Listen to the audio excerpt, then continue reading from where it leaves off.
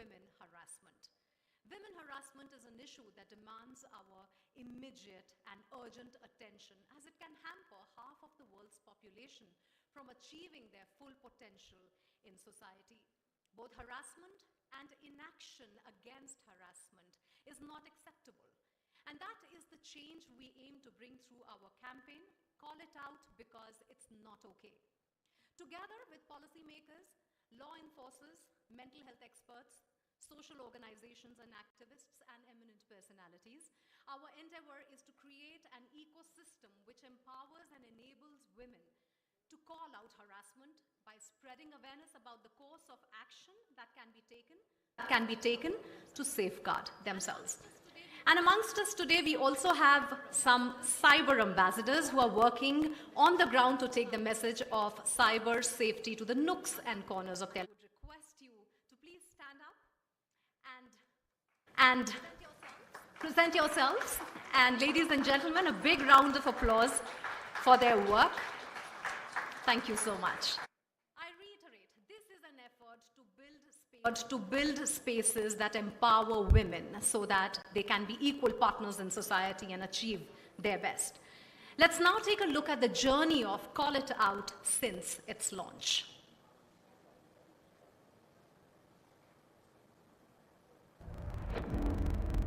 Harassment is a grim reality that impacts a large majority of women in India today.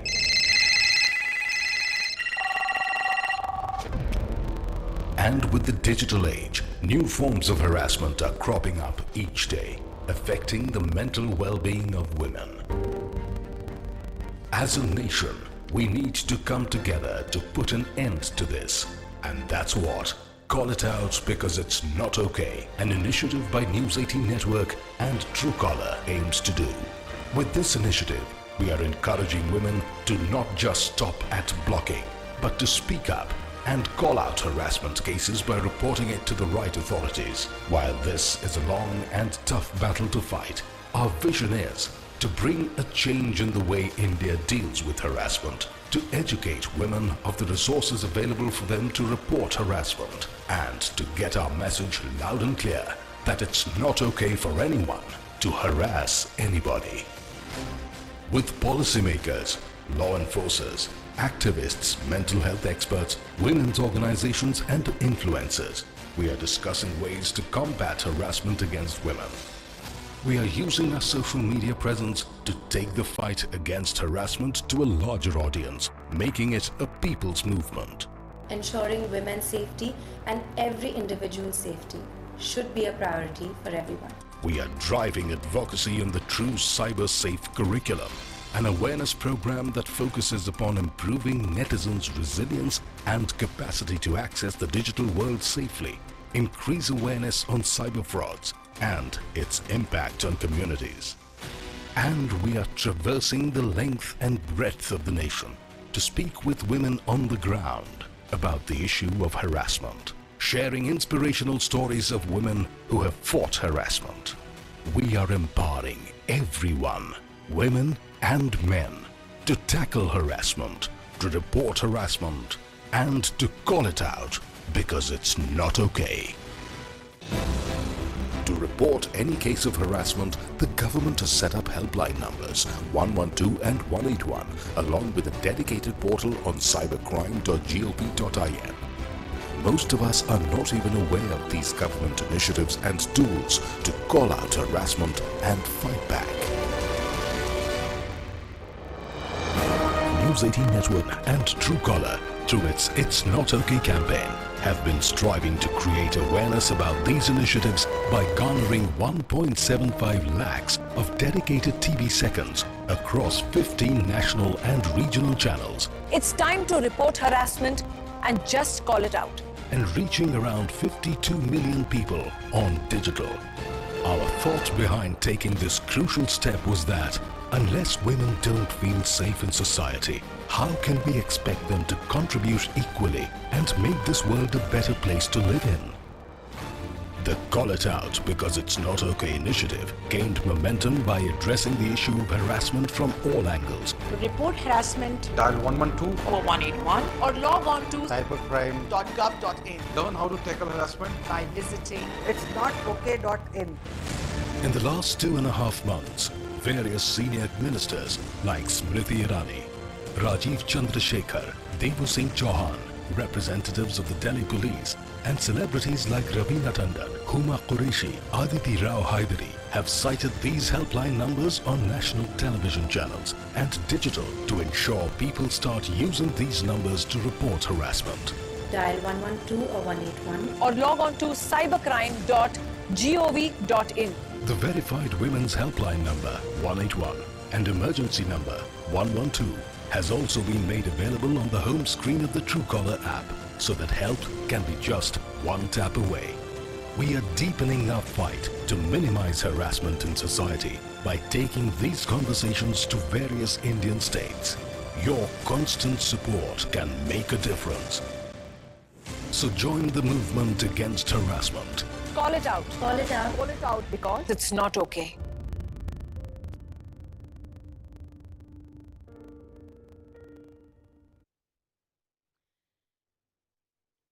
We believe that the fight against harassment has to be a collaborative effort, with key stakeholders across India playing their part to end this menace. Lending his support to Call It Out Telangana is Mr. K.T. Ramarao, Cabinet Minister of IT, Electronics and Communications, Municipal Administration and Urban Development and Industries and Commerce Departments, Telangana. Do listen in.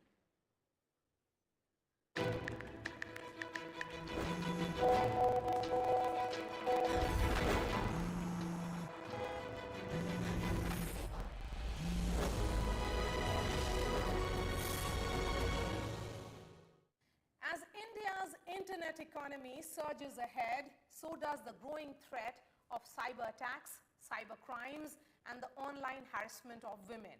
A strong legislation coupled with effective implementation can go a long way in ensuring online security. As Telangana is on its way to becoming the first state in the country to have its own legislation on cybercrime, joining us at Call It Out Telangana Townhall is our esteemed guest, K.T. Ramarao, Cabinet Minister for IT, Electronics and Communication, also Industries and Commerce. Mr. K.T. Ramarao, appreciate your time, sir. Thank you. Hyderabad is one of the backbones of the IT sector in India. We would like to know more about the importance of digital in your governance and the initiatives that are key to your government. Well, lots of digital awareness campaigns. In fact, much before the government of India had started Digital India campaign, government of Telangana had embarked on a Digital Telangana mission, and through which we've not only promoted digital literacy, but we've also ensured that a lot of citizen-facing services have been digitized. In fact, we're one of those few states in India, which excels in delivering services through the digital infrastructure that we have built over the last several years. One of the things that we take a lot of pride in, much before demonetization, much before the COVID, in fact, the number of digital transactions that were happening through our Me Seva, network is something truly astounding. More than a few crores of transactions that have happened, and more than a few $1 billion of worth transactions have happened through this Me Seva system. So a lot of digital infrastructure improvements that have happened and that continue to be ramped up even as we speak. Of course, COVID has shown us that we are more and more reliant, on the digital infrastructure. So we continuously ramp up, and most importantly, like I said, government to government and government to citizen connect is something that we take a lot of pride in. India's digital economy, sir, is growing exponentially, but one of the major challenges in this digital era is online safety. Please give us an overview of the extent of online harassment, cybercrime and cyberbullying that is there in Telangana. I'm sure you're privy to some data and the measures that are being taken by your government to address this. Also, yours is the first state to draft its own legislation in cybercrime. What will be its role in strengthening women's safety in the digital world? Well, as we become more and more dependent on networks, as we become more and more reliant on connectivity virtually, as we become more and more, in fact, addicted, as we get more and more addicted to all the digital media platforms, I think, one of the occupational hazards, if you have to put it that way, is unfortunately, this whole abusive content that, gets thrown at us, and also the other unfortunate, possible outcome is again cybercrime. So these are the two biggest, challenges that any government or any institution currently faces. And one of the things we have done as a government is we have, in fact, embarked on a mission along with NALSAR, to come out with country's first cybercrime legislation, which I believe will set the tone and the benchmark in the rest of the country. Now, what do I mean, and what do I expect, to come out of it? Maria, let's all, understand that while freedom of expression, freedom of speech is important, it is not right to abuse, or it is not right to harass. So therefore, we have to draw that fine line. While it is important in a democracy, and that too in the world's largest democracy, to ensure that freedom of speech is not curtailed, it is also equally important that we understand and respect each other's, private spaces, each other's images as well. Now, one of the most important things, especially in the last, that has been witnessed in the last few years, is a lot of online harassment, especially of women. Now, this is something that we have taken very seriously, and we are in fact, incorporating several elements to ensure that women online, especially if they are targeted or harassed, they should call out, because it is definitely not okay. And we will ensure through our legislation that the strictest of the most stringent punishments would be accorded to any of the perpetrators, irrespective of whatever anonymity that they might take cover under. I'm sure this legislation will go a long way in enhancing women's safety online. Mr. Gettiar, I must say this, that you have been quite proactive and have helped several people fight online harassment. We have seen how you came to the rescue of 2 women journalists as well, who approached you on social media. Please shed light on the recourse available to everyone to report online and offline harassment, including the role of she teams in your police force. Well, the first thing is I'd like to point out, there are legislations which are already in place, which can actually be used to enforce this very effectively. So one of the legislations that I can refer to is the Union IT Act, which has already been in place for the last 2 decades or more. That can certainly come to the rescue of anyone, in fact, who complains or who feels harassed online, irrespective of gender actually. But more importantly, like you pointed out, in Telangana, we have made a very specific effort to ensure that our women, our young women, our women, our girl child, are protected from online and offline harassment as well. And so we have formed she teams. We have also come out with a number of initiatives. We have even come out with specific mobile apps.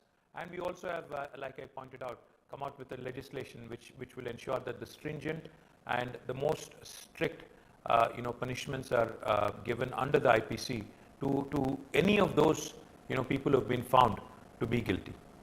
Telangana has also established the Cyber Security Center of Excellence, which acts as a nerve center in Hyderabad to protect, uplift, and build a solid ecosystem for cybersecurity and privacy. What's really the vision behind it? What is a reality in today's digitally connected world, where we have gazillion bytes of data being created every single day, is that we are not as secure as we would like to think we are. So therefore, I think each and every one of us, irrespective of whether we are an individual or an institution or a government, I think we all need to take cybersecurity far more seriously. And we as a country, in fact, need to realize that the next war will not be fought on the battlefields. It will be fought in the cyber arena, and it will be one of those wars where not a single drop of blood will be shed directly, but it will hurt economy. It will actually destroy. It has the potential to destroy institutions. So therefore, I think it's extremely important that India and our states take up this very, very seriously. And that is exactly why the government of Telangana has created a Center of Excellence on cybersecurity. our agenda and our aim is to actually create employment, at the same time also provide solutions to the rest of the world as well. In fact, we are collaborating with number of startups. We are also collaborating with number of other institutions, countries like Israel, which have done exceedingly well on cybersecurity. Like I said, on one hand, we can create employment through cyber warriors and programs such as that. Simultaneously, we can also ensure that our institutions, our enterprises are made safer by way of this. So I believe that India not only has the ability to provide solutions for our own institutions, but also for the rest of the world. News 18 Network and Truecaller are running a public awareness campaign, Call It Out Because It's Not Okay, to encourage everyone, especially women, to fight harassment while educating them about the resources available to report harassment. How critical do you think, sir, it is to report harassment and to call it out? I think it's absolutely important. I think to shy away and to even basically feel ashamed about it because somebody's been harassing you or somebody's been basically abusing you is something which should not be encouraged. Because what you permit, if you continue to allow for somebody else to do it, it is indirectly promoting it.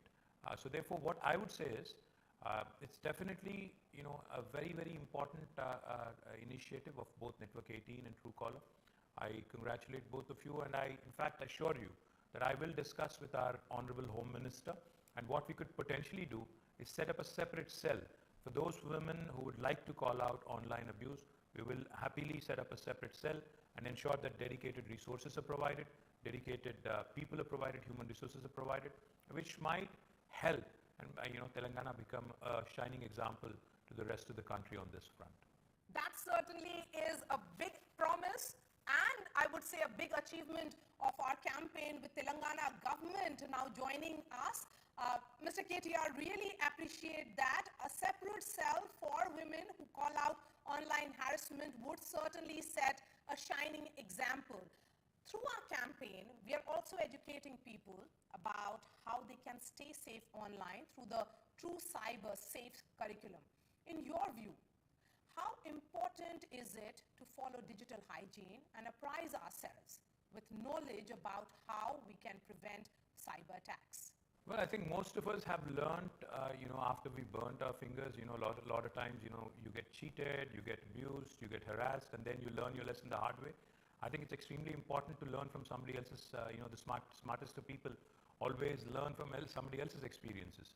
So therefore, if we can actually design a curriculum, if we can actually create an awareness campaign and, create digital hygiene, as you called it, I think it's extremely important for all youngsters, irrespective of whether they're men or women, to actually assimilate it and use it to good effect. And lastly, sir, since you're also the Industries and IT Minister, what role can private tech companies play in driving the safety agenda? What would be your guidance and advice to them? And please share your thoughts on our campaign through which we want to empower women to take action against harassment and also encourage men, because we think that men have to be a responsible ally and partner in this fight against online and offline harassment. Well, Maria, firstly, I compliment Network 18 and Truecaller on this lovely initiative, because I think it's extremely important as we are, like I said, becoming more and more reliant on, networks and virtual connectivity. I applaud, both of you for, both. At the same time, I think it's equally important for all of us to realize that, anybody, who's using the anonymity as a shield, anonymity as a guise, to abuse, harass, firstly, it's absolutely not cool. Secondly, it's actually a crime. So therefore, I think it's equally important to make sure that anyone who's involved in this also understands that what they're up to is actually a crime. And that deterrence by way of actually enforcing legislations, enforcing our acts, we should be setting a great example. The last thing I'd say, I think this whole campaign, Call It Out Because It's Not Okay, is something that we all ought to take very, very seriously. You ought to involve the private sector. In fact, I would urge the private sector to to use your corporate social responsibility funds to further this cause. I know of a number of corporate entities who would be certainly interested. I would also urge celebrities, cricketers, authors, other, celebrities, movie stars, other personalities to also endorse this very strongly and to champion the cause and to spread the good word, to set great example for our youngsters and to ensure that they all behave as we become more and more dependent on the digital infrastructure. Thank you, Mr. KTR, for sharing those valuable insights and taking out the time to interact with us.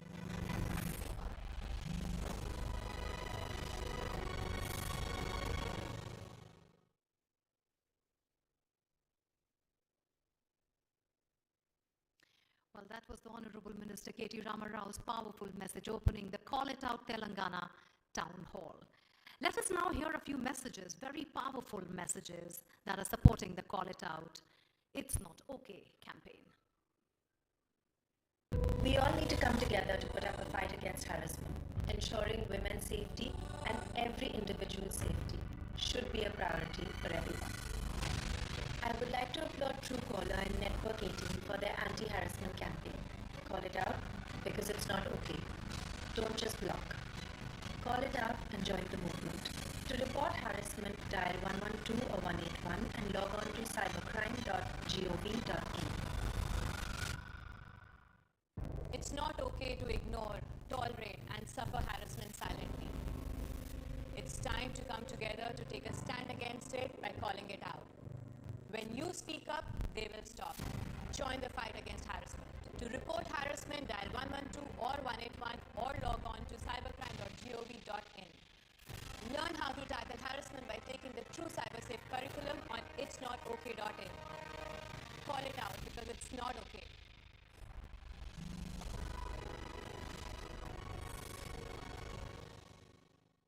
Whether it's unsolicited texts or inappropriate calls, if the sender is harassing you, it's time to take action. Join the movement against harassment and call it out because it's not okay. To report harassment, dial 112 or 181 or log on to cybercrime.gov.in. Learn how to tackle harassment by taking the True CyberSafe curriculum on itsnotok.in. Call it out because it's not okay. It's not okay for harassers to get away with what they do. Yes, it is not easy, but let's encourage women, create a safe environment for them to come forward and speak about their experiences. Join the fight against harassment. To report harassment, dial 112 or 181 or log on to cybercrime.gov.in. Learn to tackle harassment by taking the True CyberSafe curriculum on itsnotok.in. Call it out because it is not okay.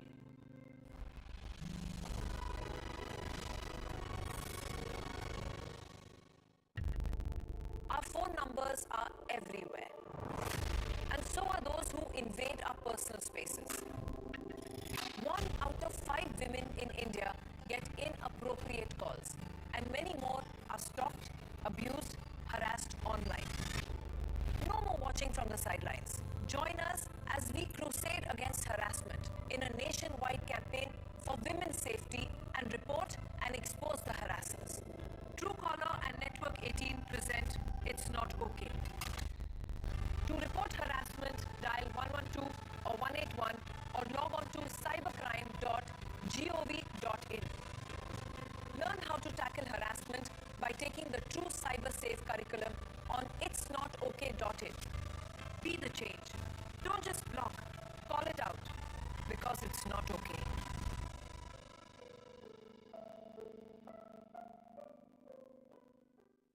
Let them know their free outgoing does not mean they can feel free to call you, whether it's unsolicited texts or inappropriate calls. If the sender is harassing you, it's time to take action. Join the movement against the harassment and call it out because it's not okay. To report harassment, dial 112 or 181 or log on to cybercrime.gov.in. Learn how to tackle harassment by taking the True CyberSafe curriculum on itsnotok.in. Call it out because it's not okay.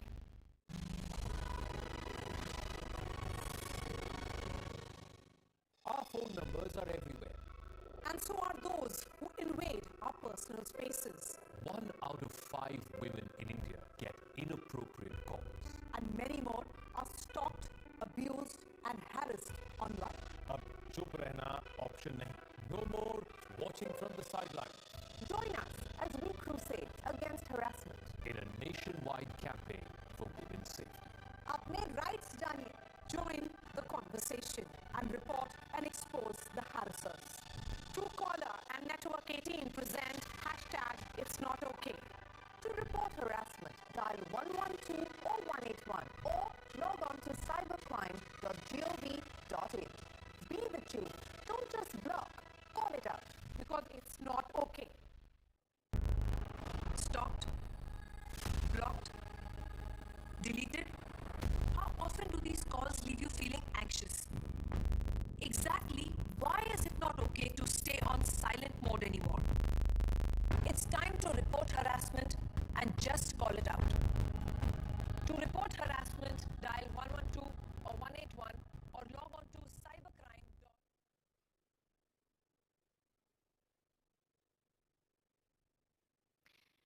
Ladies and gentlemen, may I now call upon stage Maria Shakil, Senior Political Editor, CNN News 18, to conduct a freewheeling chat with Ms. Kalba Kuntila Kavita, leader of Telangana Rashtra Samiti, to get her insights on the issue of harassment and how the state is battling it from all fronts.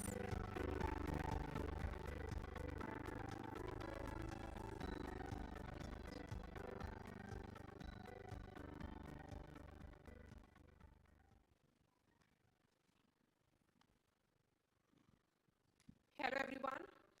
We have with us a very special woman who has stood for issues close to her heart, and one such issue is online and offline harassment of women. Kavita is the first member of parliament from the state of Telangana. She is the daughter of the chief minister of the state, currently a member of legislative council, but I would see her as the face of women in the state of Telangana, someone who I admire greatly. Thank you. Let me get straight into my first question. As a woman in power, what are the kind of offline messages or concerns that you have? Well, first of all, thank you, Maria ji, and thank you, Truecaller and Network 18, for hosting this wonderful event here in Hyderabad. We did need to call out, we did need to say it's not okay, so I'm happy to be a part of this. And offline messaging, मुझे कोई message करे ऐसा तो हो ही नहीं सकता. But then, yeah, there are many cries out for help. There are many issues that are of concern today, and we try to address them one by one. We are doing that, and I'm happy somebody else also now has joined the bandwagon. As governments, as women leaders, we are more focused, and when we see a woman, even when we are in a rush, we stop, try and talk to them, understand their issue and try to help them out. As a woman leader, what is the kind of gender bias that you have faced? And do you continue to face it? Not really. I have been one of the privileged, lucky few people in this country, I believe, in politics or any field. We've seen there is a huge gender bias. I am one of the luckiest person who happened to be not directly facing the bias, but when I was in the parliament, we used to, like a forum of women member of parliaments used to repeatedly request our Lok Sabha speaker, Sumitra Mahajanji. We used to tell her, ma'am, please don't only give us opportunity on Women's Day, but give us opportunity throughout the year. So we did fight, we did get our voice heard, we made sure that all of us got opportunities to speak on various issues. And what was it like? I mean, response from Sumitra Mahajan on a question such as this, why should women get a chance to speak only on Women's Day? No, she's a great leader. She's won 7-8 times from a constituency. So she understood women need to be supported. She did give all of us a chance, and she would formulate special programs for all the women legislatures, and she would call MLAs from all the other states as well. And we member of parliaments were in charge of running these programs also. So it was good, participative, and very happy. Always when a woman is there, she'll take care of the other women. That Sumitra Mahajanji had proved that time. And do women in power, such as you, have a special connect with women workers, women cadres? Is there also that sense or comfort that you give to them that they can reach out to you at any hour in the day?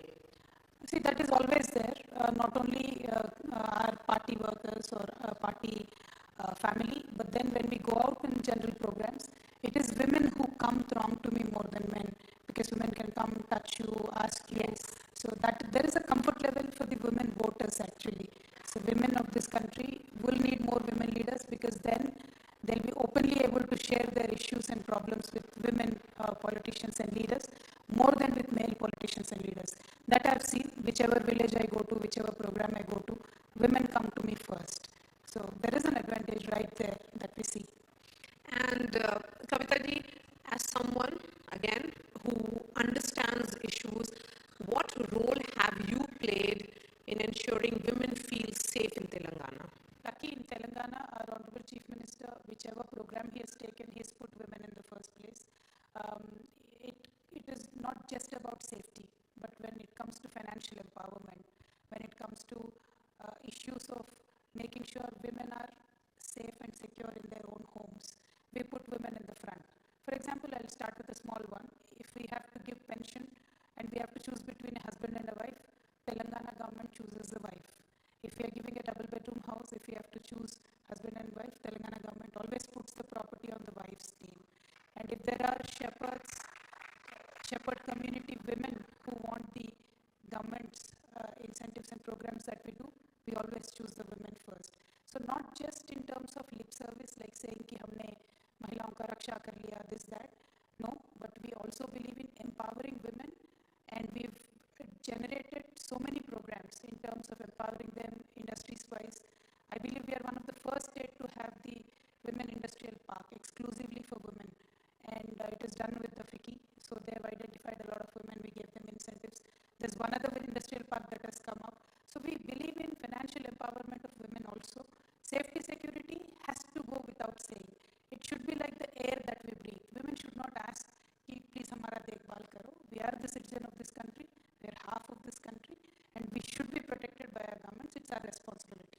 And Telangana is heading towards becoming the first state of India to have its own legislation on cybercrime. How did you go through the entire process? What is the need for a legislation of this nature, and how significant milestone do you see it will be when it finally comes into force? Currently, Telangana government is working with Nalsar University to come up with a law which addresses particularly about the cyber harassment issues that the women face. Not only just the cyber harassment, it also takes care of other things like cyber crimes, frauds, etc. also. But harassment is a major issue in that.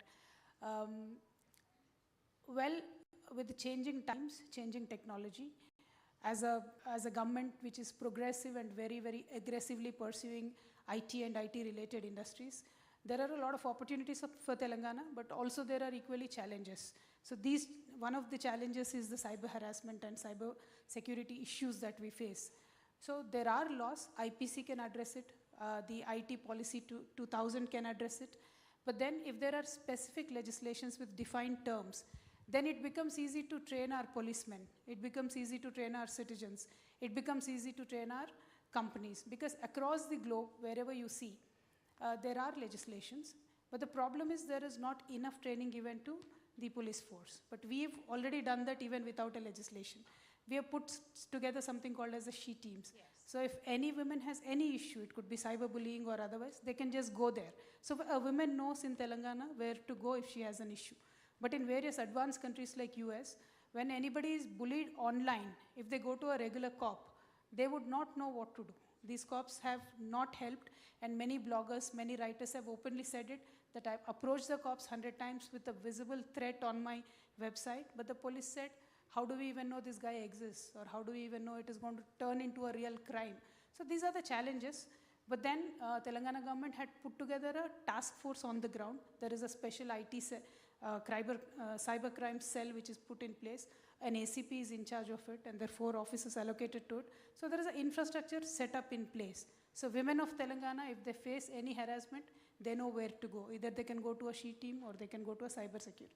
But when you bring in an additional legislation, it just gives more comfort for the police also to book a crime under certain section, and then the punishments also will be much more swifter.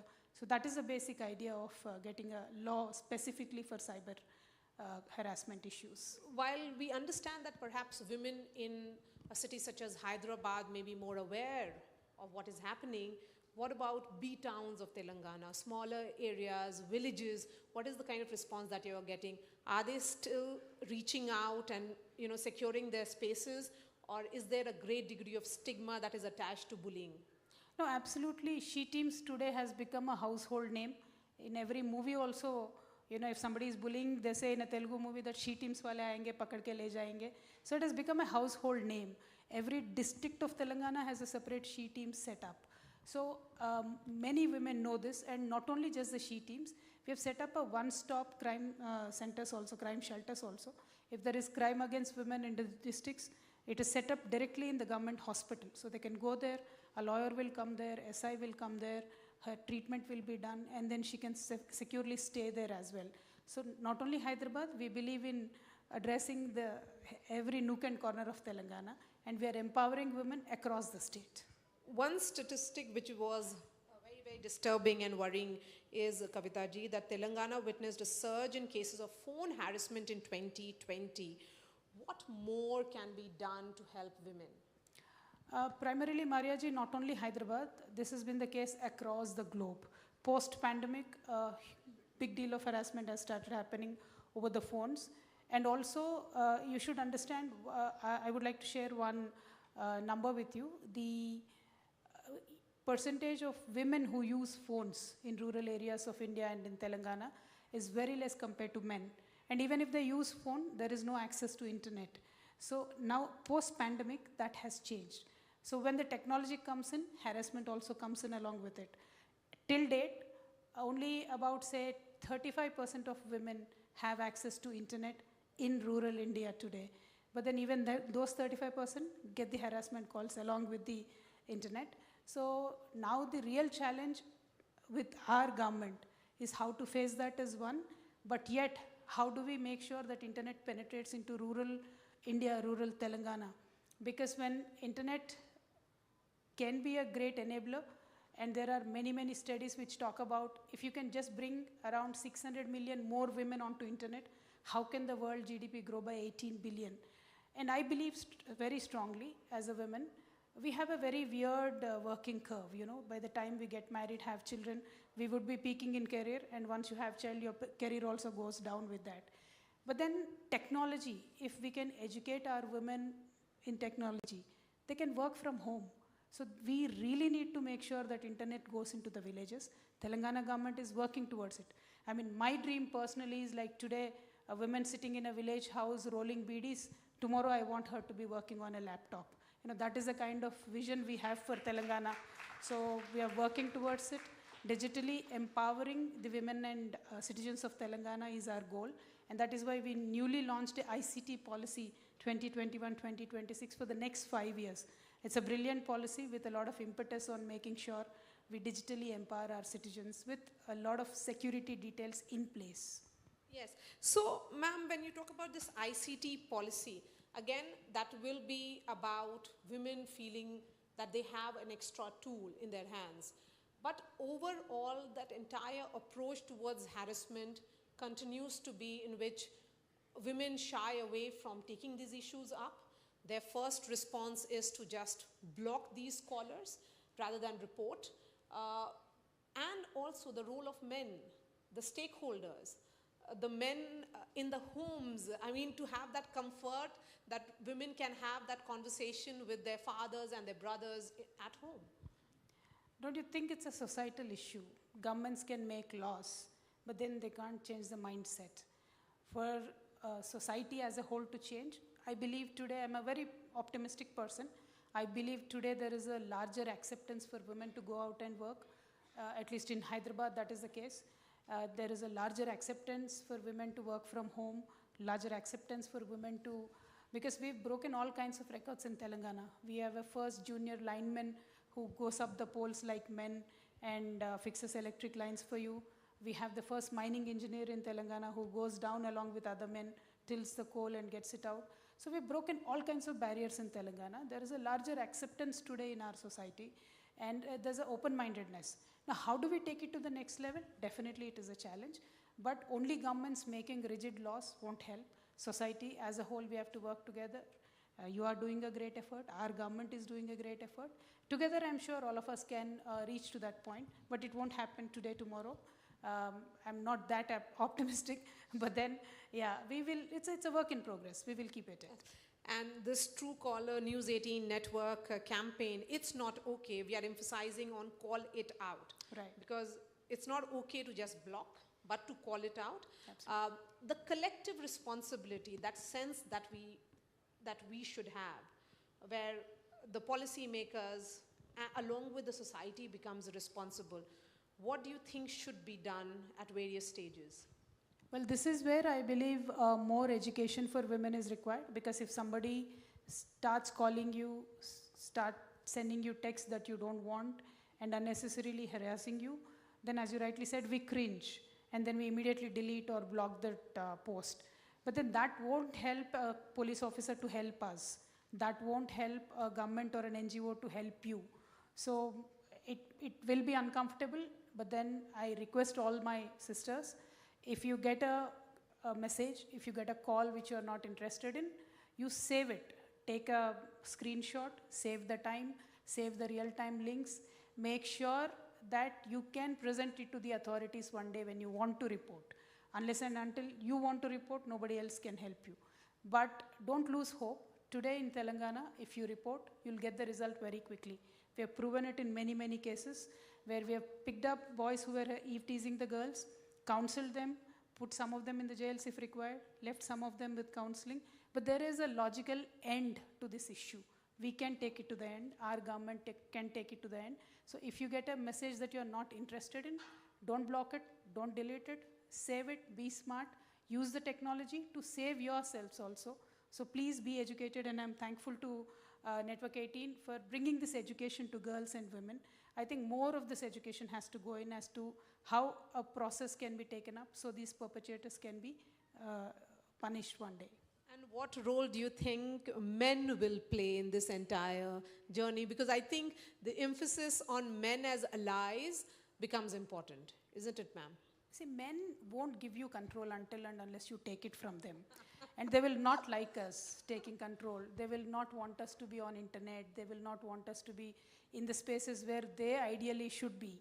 So it's a what should I say now? It's a civilization issue, right?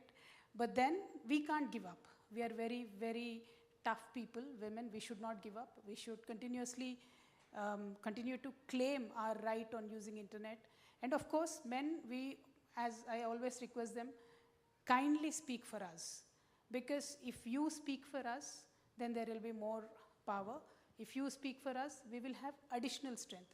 Not that we are not strong enough, but we are going to surpass you one day, so you better join the band.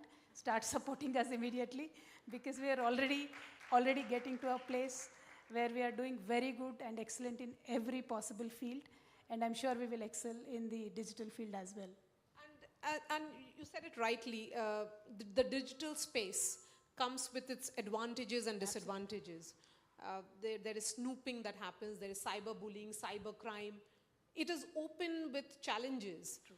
And do you think women tend to feel very, very vulnerable? And any anecdote that you would have to share with us about your experience or having a conversation with any of your karyakartas about it? There are many experiences. Unfortunately, what happens as in regular crime, people who know you will bully you first, or people who know you will haunt you and harass you first, even on cyberspace. So that's an unfortunate trend that is happening. So if you get a harassment call, immediately think about your inner circle or close circle. Try and be very smart about who could this person be, how can we identify them. So that could be the beginning. Second thing, I always tell women, don't give up here, don't give up, don't lose hope. There will be systems. If you speak out, 100 people will come to support you. It has happened in many, many cases. People who approach me, people who approach any NGO, any government, governments are willing to help. It's only for you to speak up. And that courage nobody can give you. You have to yourself fight it out, get your problem out there, and there will be hundreds of people to help you out. I can give you the confidence. Telangana government is there, She Teams is there, our brilliant police department is there. So please, please, please speak out. My last question to you, and this is about how, because you said you are privileged, you are speaking from a position of power and authority, how will you ensure that Telangana becomes a safer place for women? Well, with power comes responsibility. Na? Definitely we are there, responsible. We take responsibility for our women, for our children. We work day in, day out to make more friendlier policies. We are trying to create more and more avenues. For example, we have a specific Mahila police stations in most of the constituency headquarters that are set up. There are separate Mahila police station in the IT space, Gachibowli, where it is set up. There are she shuttles everywhere in town. So we're trying to make sure, it's just not lip service to say we want more and more women to come and work, but we want to enable them to come and work. We're supporting them in every which possible way, and we will continue to do so. Your final thoughts? Final thoughts, brilliant program, and if this is a countrywide program, I think it'll be amazing, and please focus more on rural areas. I believe more and more education is required there also, because bullying won't stop just in metros. It will go into the rural areas as well. As the phones grow, as the internet grows, it will also happen. So let us educate our women from now on, and please involve everybody. This is not a political issue, this is a societal issue. So each one of us need to speak out, and I'm happy you're taking this up. And Pragya is right here. And Pragya, we have been discussing that idea of B-towns of India. And that is where, while there is digital penetration, comes also roles of, apps such as yours, which is a Truecaller, where women in small towns of India, rural parts, as you said it rightly, should have that tool in their hands to take it up. Absolutely. And this is where I was just speaking with Pragya of late. If somebody is harassing me on WhatsApp, these companies are not friendly. I cannot report it back to WhatsApp saying, block this person. So tech giants like Twitter, Facebook, WhatsApp, whichever social media is popular, they really need to understand and work for women as well. They need to put in special thoughts of how do we counter this. Many women journalists are harassed all the time.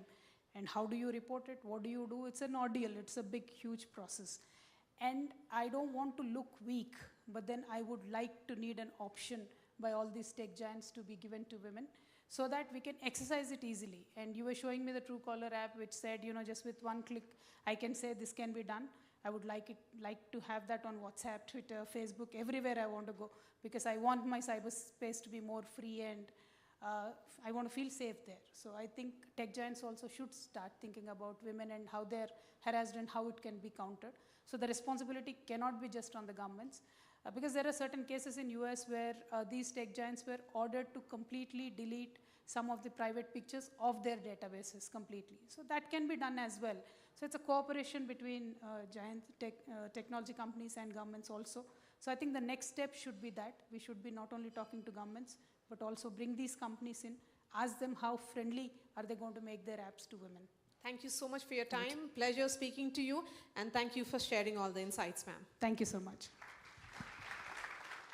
Thank you, ma'am. Thank you so much. May I now invite Mr. Manincha, Director of Marketing at Truecaller, to present ma'am with a token of appreciation.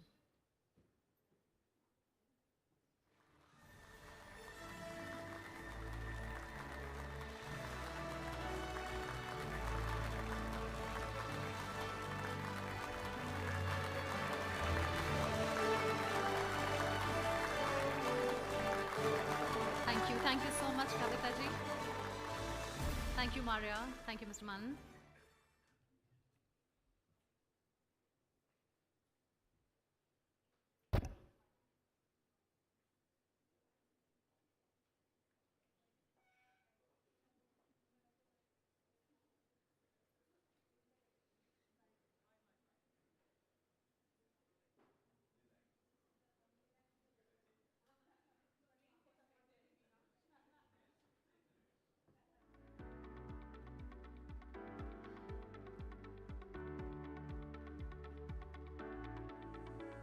Telangana is a state that has been putting up a strong fight against harassment through multiple initiatives.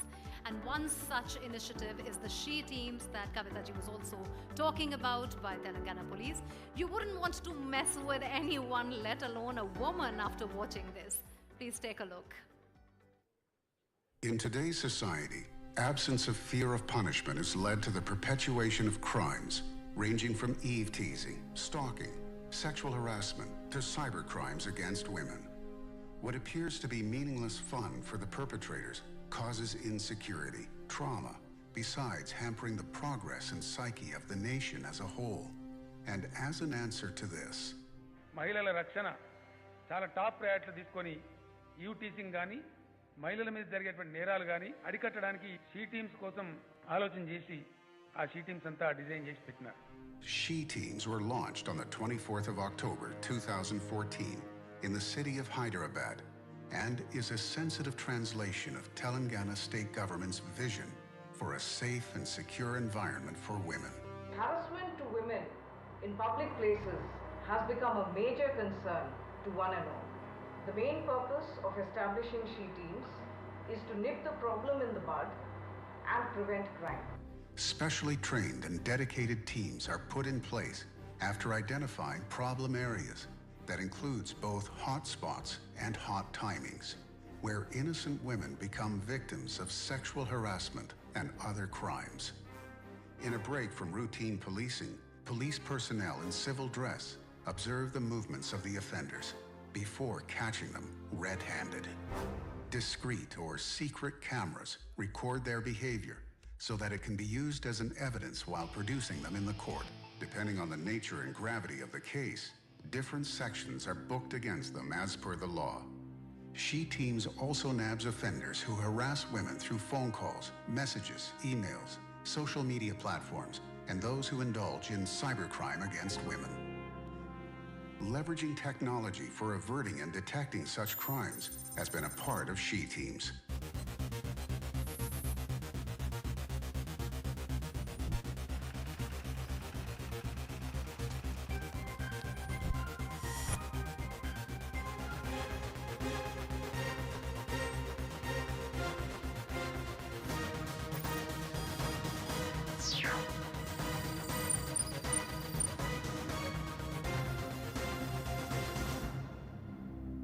Misguided youth who have been caught by the She Teams are professionally counseled, along with their parents, to become responsible citizens. Adhering to professionalism, She Teams maintain confidentiality of the victims, which inculcates a sense of security and gives confidence to victims to approach the authorities freely. She Teams simultaneously conducts awareness campaigns in colleges and public places. Mega events are also held to create legal awareness programs and teach self-defense techniques. Digital displays, posters, short films, runs, bikeathons, and rallies are constantly creating awareness among the public.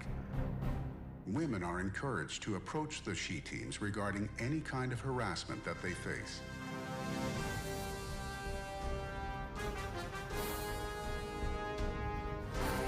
Apart from dial 100, which is the emergency number, social media like Facebook, WhatsApp, email, Twitter, and also the award-winning and the famous mobile app, Hawkeye, are used by the victims to approach She Teams. With a concrete plan of action, trained workforce, and aggressive media campaigns, She Teams have made remarkable progressions, succeeding in creating fear in the minds of the offenders.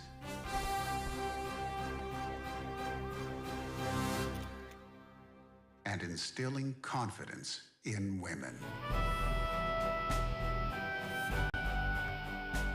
In Telangana, in any part of the state, we shall not tolerate any crime against women.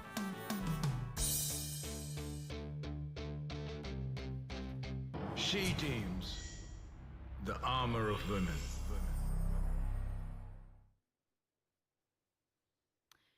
As we wage a war against women harassment, it is important to recognize the pivotal role that men can play in the field. It's now time for a panel discussion on expanding boundaries of communication.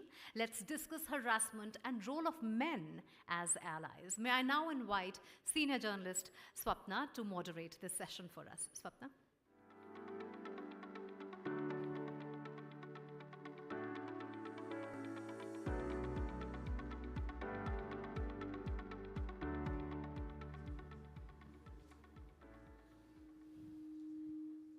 Very good afternoon to everybody.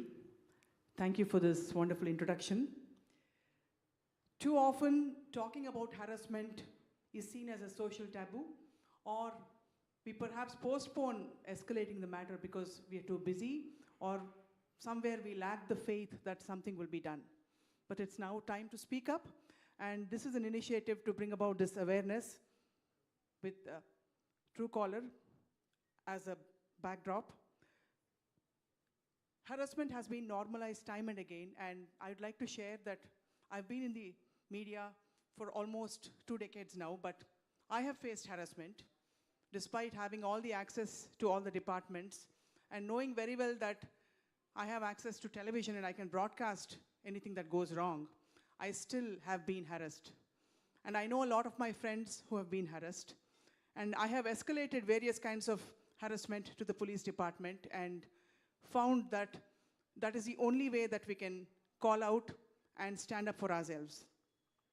But it's now time to take it to the next level and invite men to join this campaign against women harassment. And I'd like to invite our esteemed panel today to carry forward this conversation. Firstly, C.V. Anand, Commissioner of Police, Hyderabad.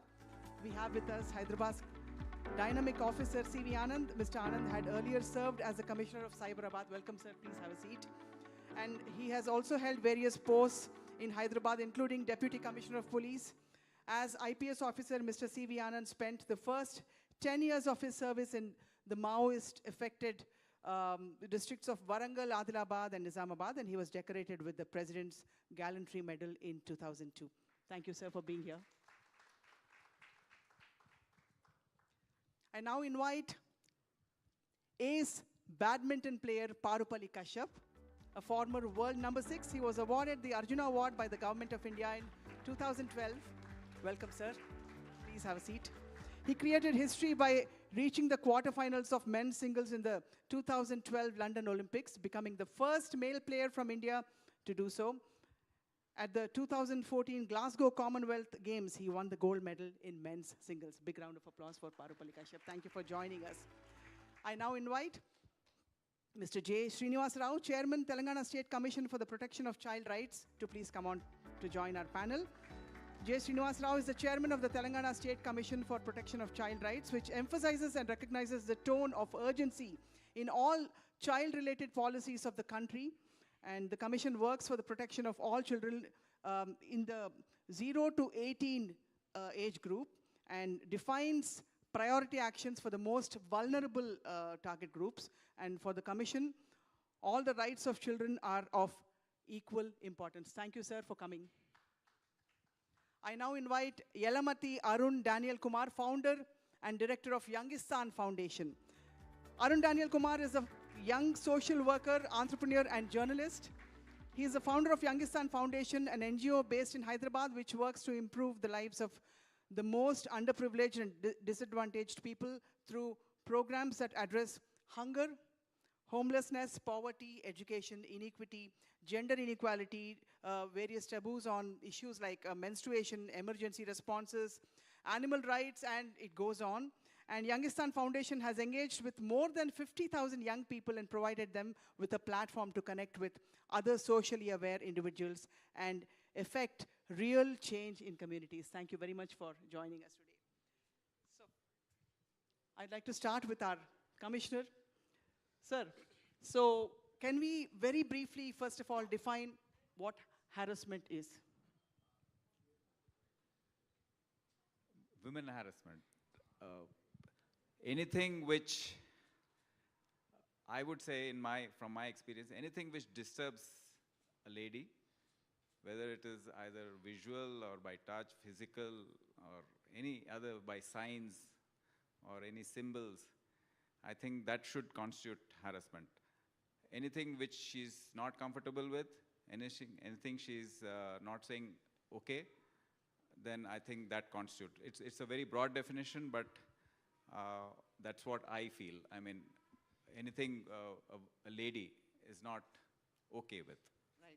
Sir, if and when a woman faces harassment, now this is a very big question, on the phone, online, offline, what are the immediate steps she can take to report it?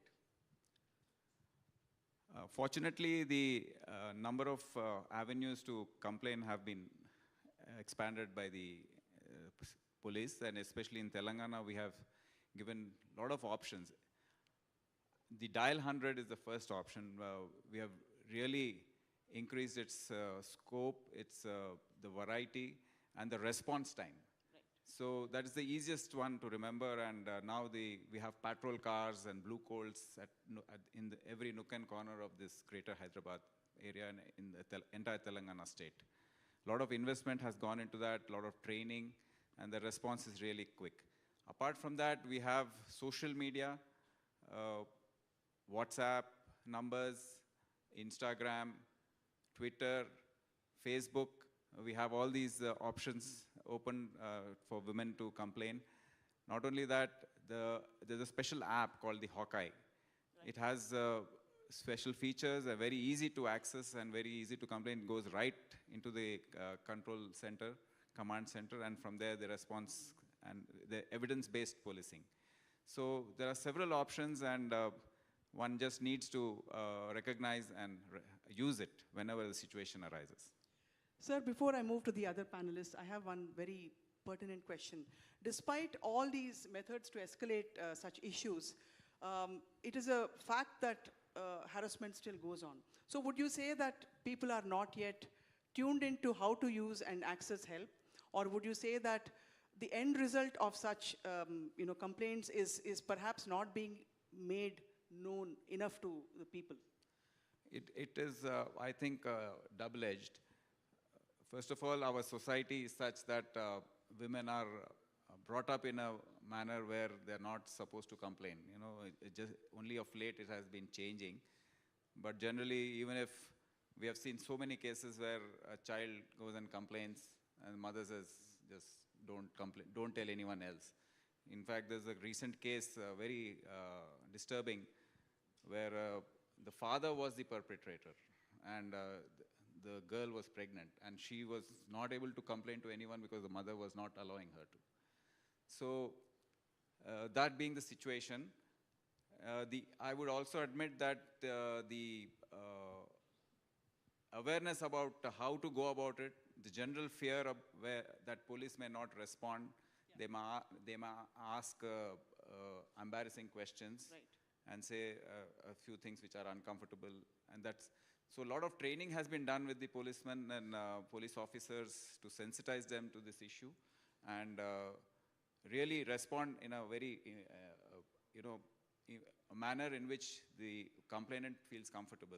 The SHE teams are one such way where they really have the awareness sessions which have gone on. There a lot of effort has been put in the last 6-7 years, and it has really helped. So we see a huge surge in complaints. I always tell my officers, don't get scared with the number of FIRs being increased.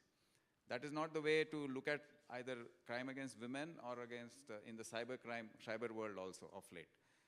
The number of complaints increasing is a good sign that people are coming. It's not that the harassment was not there in the past. It was always there. It was not being allowed to come out. The fact that number of complaints are increasing, FIRs are increasing, the cases are increasing is a very good sign, and we all need to look at it like that. In fact, the media also, I would appeal, whenever we show an increase in FIR, they say crime against women has increased. It has not. It is just being reported. It's being that reported, is the attitudinal change we require. It's being reported more than it was to, yes, it used to be earlier. Well, sir, we've set a stage now. So Parupalli Kashyap, when we speak of women in sports, there is an automatic aura that they are not harassed. I mean, there is an assumption that they are very powerful because they are sporty and they can stand up for themselves. So would you say in the field of sports, women get harassed? Well, they do. But like you said, the first part of your question, like you said,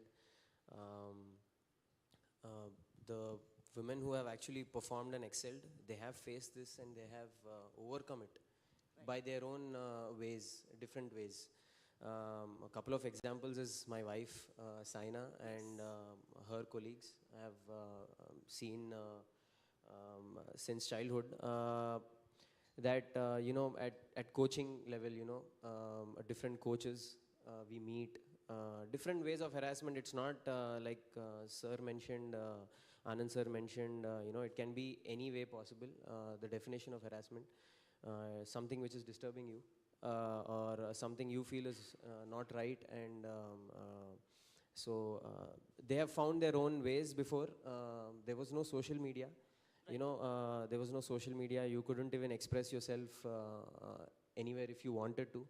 And even if they have social media, I don't know if they could have expressed, because again, there's the fear of, letting yourself out, and, again, backlash also coming your way. So there is, I won't say there is no harassment in sport. There is, but I think an advantage with sports persons is the fact that you start competing very early in your career. Right. You face wins and losses so frequently that you treat that also in such a way that you fight it. You end up fighting it. All the women athletes, whoever have excelled and whoever is playing, first thing they learn is that, you face wins and losses so quickly. Every week in, week out, or a month or two, you face it three to four times. And I think they become better individuals. They learn how to fight these situations, right. Find solutions, basically. I wouldn't say just, performance by winning another match is only not the answer. Like a harassment in such a way, you try and find solutions, because you're always in a world where you're trying to find solutions to win your match. For everything, every problem, you deal with it in such a way that, have to find a solution. So I encourage all the time. I feel sport just teaches so many things.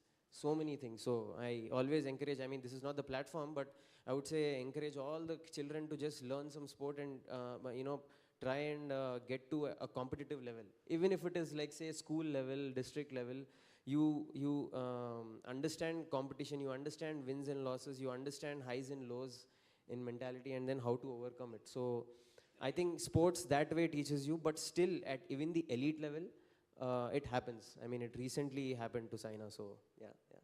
Yeah, it builds a certain sense of confidence also. Yes. In just being oriented with sports. Yes. So I want to ask you a direct question here. We are inviting men to be part of this campaign, which speaks against harassment of women. How often do men come and stand up for women in the field of sports? You yourself have, in your wife's case, but in most cases, do you have the support of, do women have the support of men? I can speak for my cause. It's great that sir has spoken, and the way you have organized, the way they have organized this discussion is brilliant. I think they have to stand up more. I have not seen like so many examples of it, but it is getting better, I would say. That women are speaking for themselves still now. I don't see so many men standing up for them. But I think it will become a trend from now on, and I hope more and more men speak out and be in support of them. They can manage, like Kavita ma'am said, they are strong and they can manage it by themselves, but it's nothing like having a support of men as well. Yeah. Absolutely. So I'll now move on to Mr. J. Srinivas Rao, Chairman of Telangana State Commission for the Protection of Child Rights. Sir, obviously, in a lot of sections of the society, this is a topic that is not discussed too often. But more and more access to digital India is also making the children more vulnerable to such incidents. So are you doing something directly to impact their level of education as to how to deal with such incidents? First of all, I want to make everyone probably reflect and understand that the issue is not men supporting women. It is the responsibility of both the genders. I think let's be clear on that part. Because when I am being part of this kind of a panel, I think it is my moral responsibility, not just becoming a support. My mother is a woman, my sister is a woman, my wife is a woman, my friend is a woman. How can we probably think of a situation where men cannot be part of it? That reflects, that statement itself reflects the level of insensitivity we live with. How do we come out of that? I mean, the so-called the category of people sitting here in this hall today. We belong to a section where we are much, much, much ahead of the section of society who live in a village situation, who understand things so much.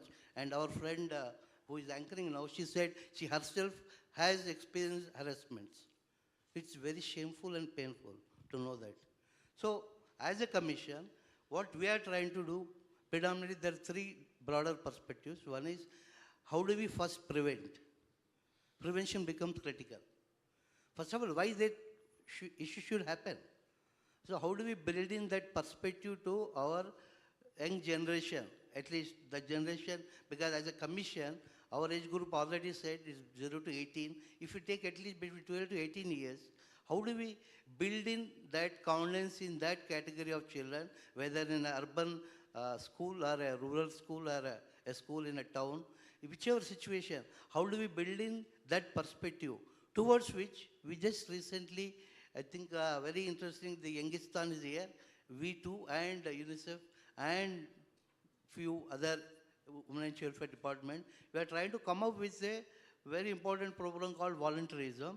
Volunteerism wherein the whole mechanism of using the best of the technology, we want to create a situation where anybody can connect to that kind of an app which a child, preferably we are looking for an age group of 12 to 18 only. Not limiting to girls. It is girls, boys, anybody. They should be able to speak up. Not just an harassment, their rights. Because as a commission, we want their concerns to be spelled out. We want their difficult times to be expressed. We want their painful situations with the neighborhood and the issue of harassment as one dimension, which is a focal point of discussion today, is one dimension among all that we are trying to do. So that's the kind of initiative we are considering. It should become everybody's subject. And each of us have a role to play. Do you want our child to be part of such initiatives? Do you want our child to take an active step? This is what every mother and father, every family should be thinking across the state. And family is the first unit, fundamentally. Because this the enough number of acts and laws and the machinery, police machinery, the top officer is with us here. And let him, even his expense speak the same. The machineries cannot stop all this. Unless there is a will to change, unless we get down to state of where we are able to sensitize the communities. The people, that's where, as an act, Juvenile Justice Act as an important component, that is, village child protection committees. Why the issue should come up to district and state? Why a commission should listen to issue? It should be heard at village level. Why our village entities are not able to listen to it properly? Towards that, we already taken initiative. We are now in the process of building the capacities of sarpanches and the village entities which are around child protection. Our 12,500 plus panchayats across the state. We are working on that. That's another initiative. So how do we really build in a mechanism wherein it shouldn't happen first? That's the first thing to look at. Then, by whatever reason is happening, it has happened, how do we address it? That's where I think our police role, and not only police, there are many entities. It's called District Child Protection Unit. Under JJ Act, there are different entities which are supposed to be working. And we have a 1098, the child who can take a phone and call. So that is an entity. Different entities are working, but ultimately each of us, all of us have to come together, and there's a lot of effort by international agencies and national agencies and local initiatives. So how do we converge and act together? So prevention part is critical. Then when it comes to response system, which we are trying to build in. Sir, we will go through the response system once we deal with the issue first. Thank you so much for your perspective, sir. And as aptly, you said really aptly that it's part of responsibility of men. But sadly, I'm sure, Arun Daniel Kumar, you've dealt with a lot of young India. So we see several scenarios where girls are being harassed. There are some really lewd comments in the cyberspace, and there's nobody else coming and fending for them. Is that reasonable to expect at all? Hi, I'm very happy that we are having a discussion with men as allies. I think there should be more and more conversations where men are involved.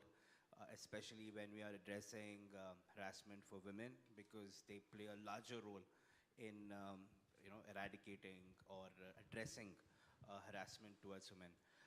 Coming back to your question, I think there are quite a lot of, I think like Sir C.V. Anand sir was mentioning, there are quite a lot of avenues which are helping out online abuses or online issues that women are going through. And when people are responding to that, and when they're able to complain to those issues, they are being addressed.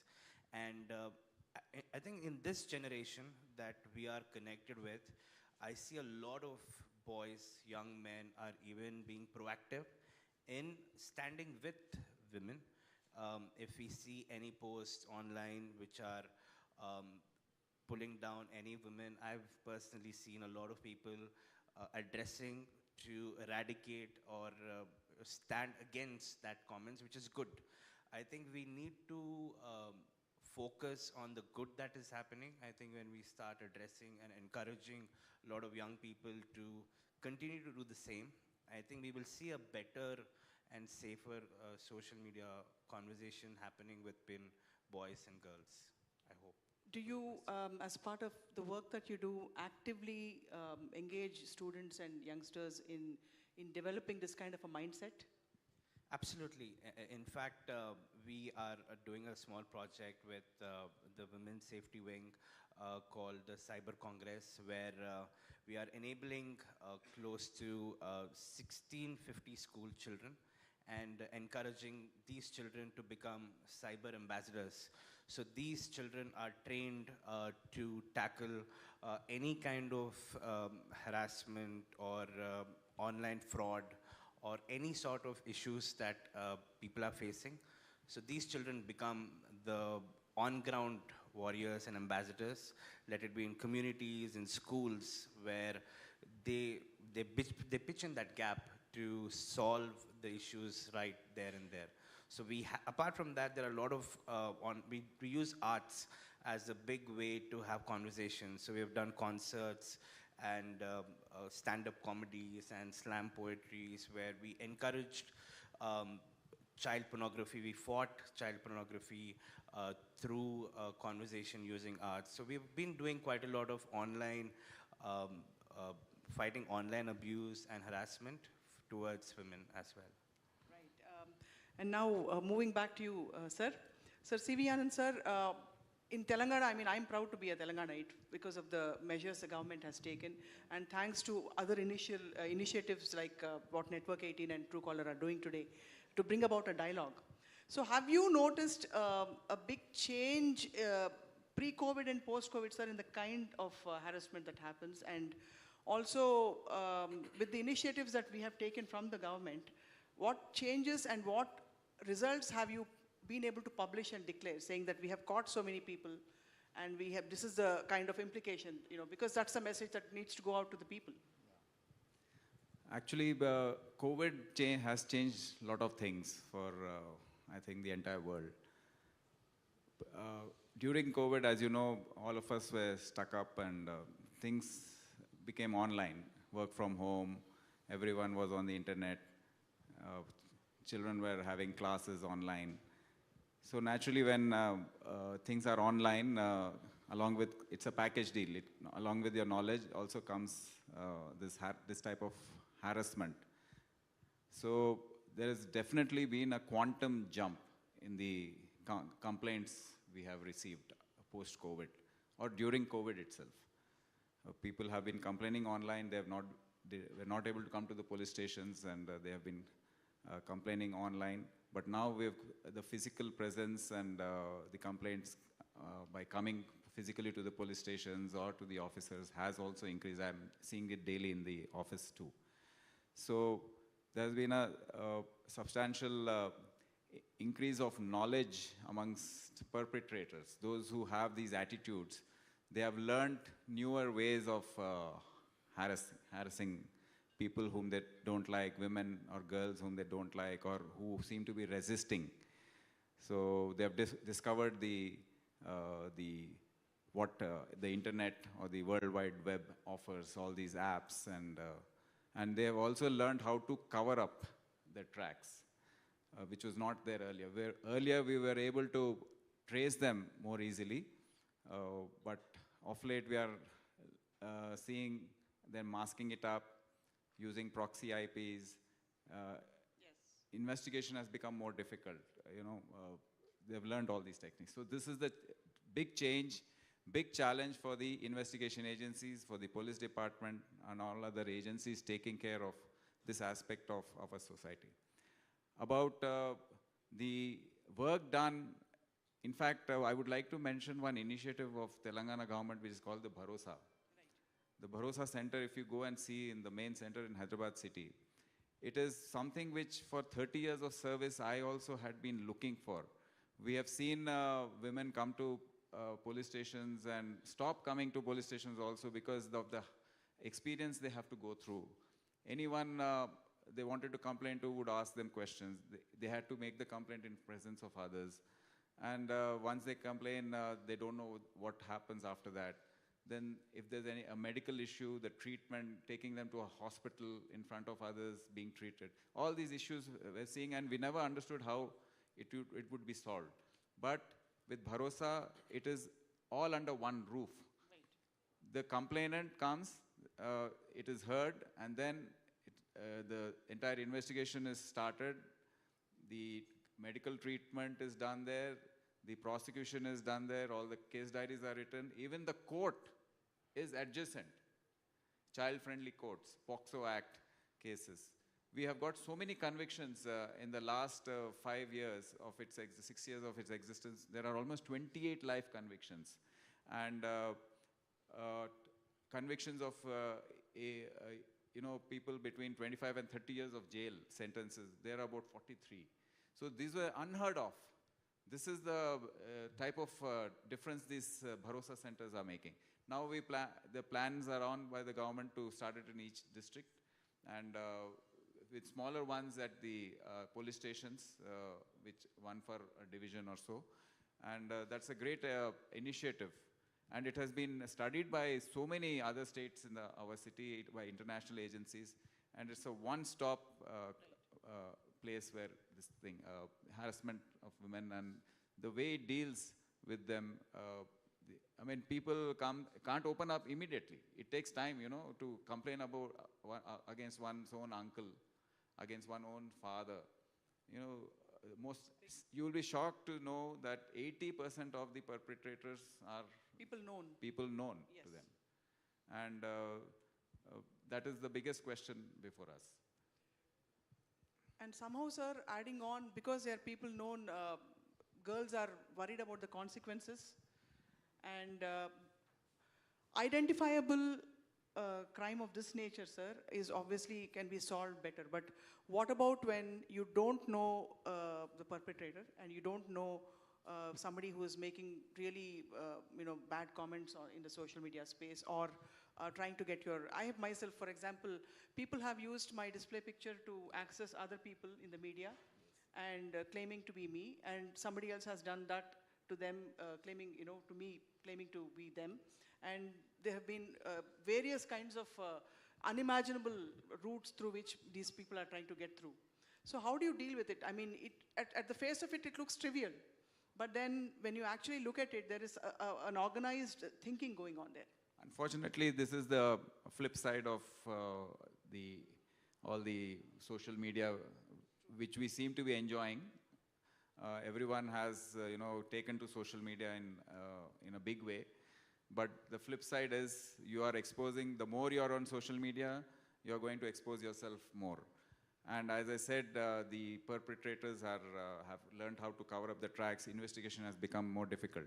So now we in the police department are improving our skills.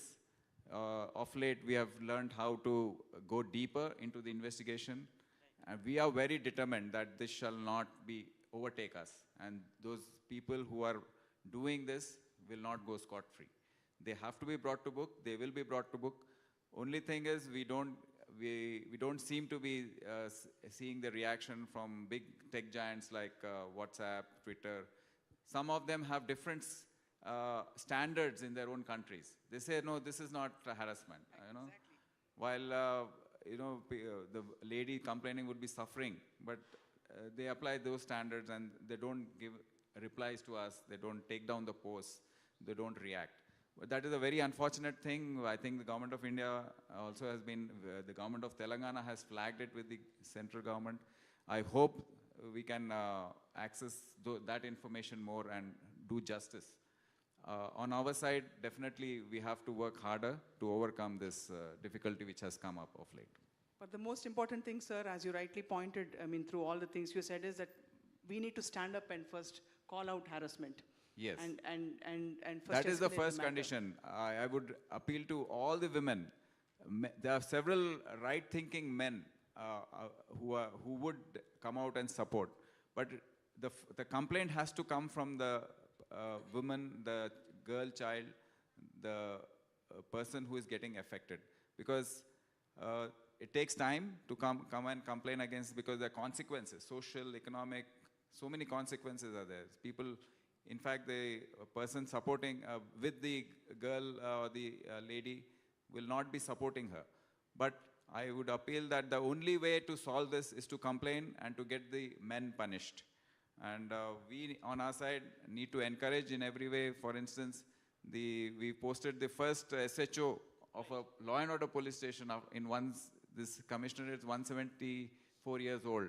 The first SHO ever, a lady, a woman officer, was posted recently. So we need to think right, give them the initiative, empower them and ask them to do their work. That's the way forward. Well, thank you, sir. That's really encouraging for this initiative that is to discuss this aspect of our society, which is so rampant now. So, Mr. J. Srinivas Rao, obviously, we are trying to bring about our own legislation here in Telangana.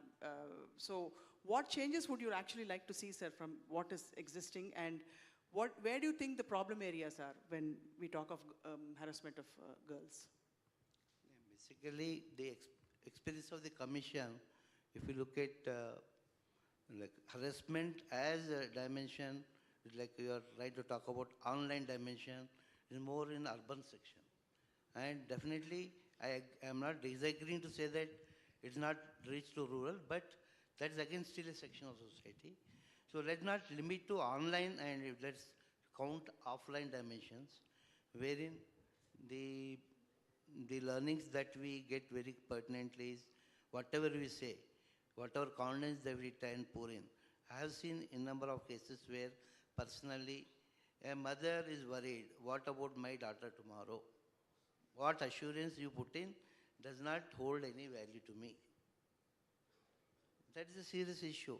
I will not be able to, I can empathize, sympathize and tell 100 things, but my child's identity, somewhere, even if you say 1,000 ways to convince them that it will be secretive, it will be this, that, but this rural situation, people come to know, somehow or the other. Once a child is branded for whatever the negativism, the society has not changed to that extent where they appreciate the boldness to come up and speak. They will always find fault with the girl. Very true, sir. Very true. So it is so difficult, easy to say, difficult to do. And with all that, we had to be positive, definitely.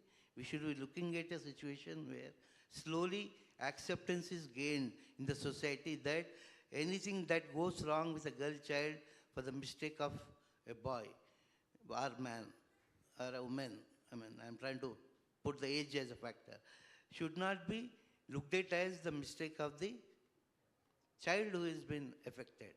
So when does the society would begin to look at it that way? Okay, you and me probably are ready. How many of us in this state or in this country are ready for it? So these are $1,000 questions which are definitely not being answered. However, that the society is progressing. So whatever we call progressing, and that's also I have a comment. Are we progressing in physical terms of buildings and roads and technologies? Or are we progressing in our value terms of taking care of our own family respectfully and neighborhood respectfully?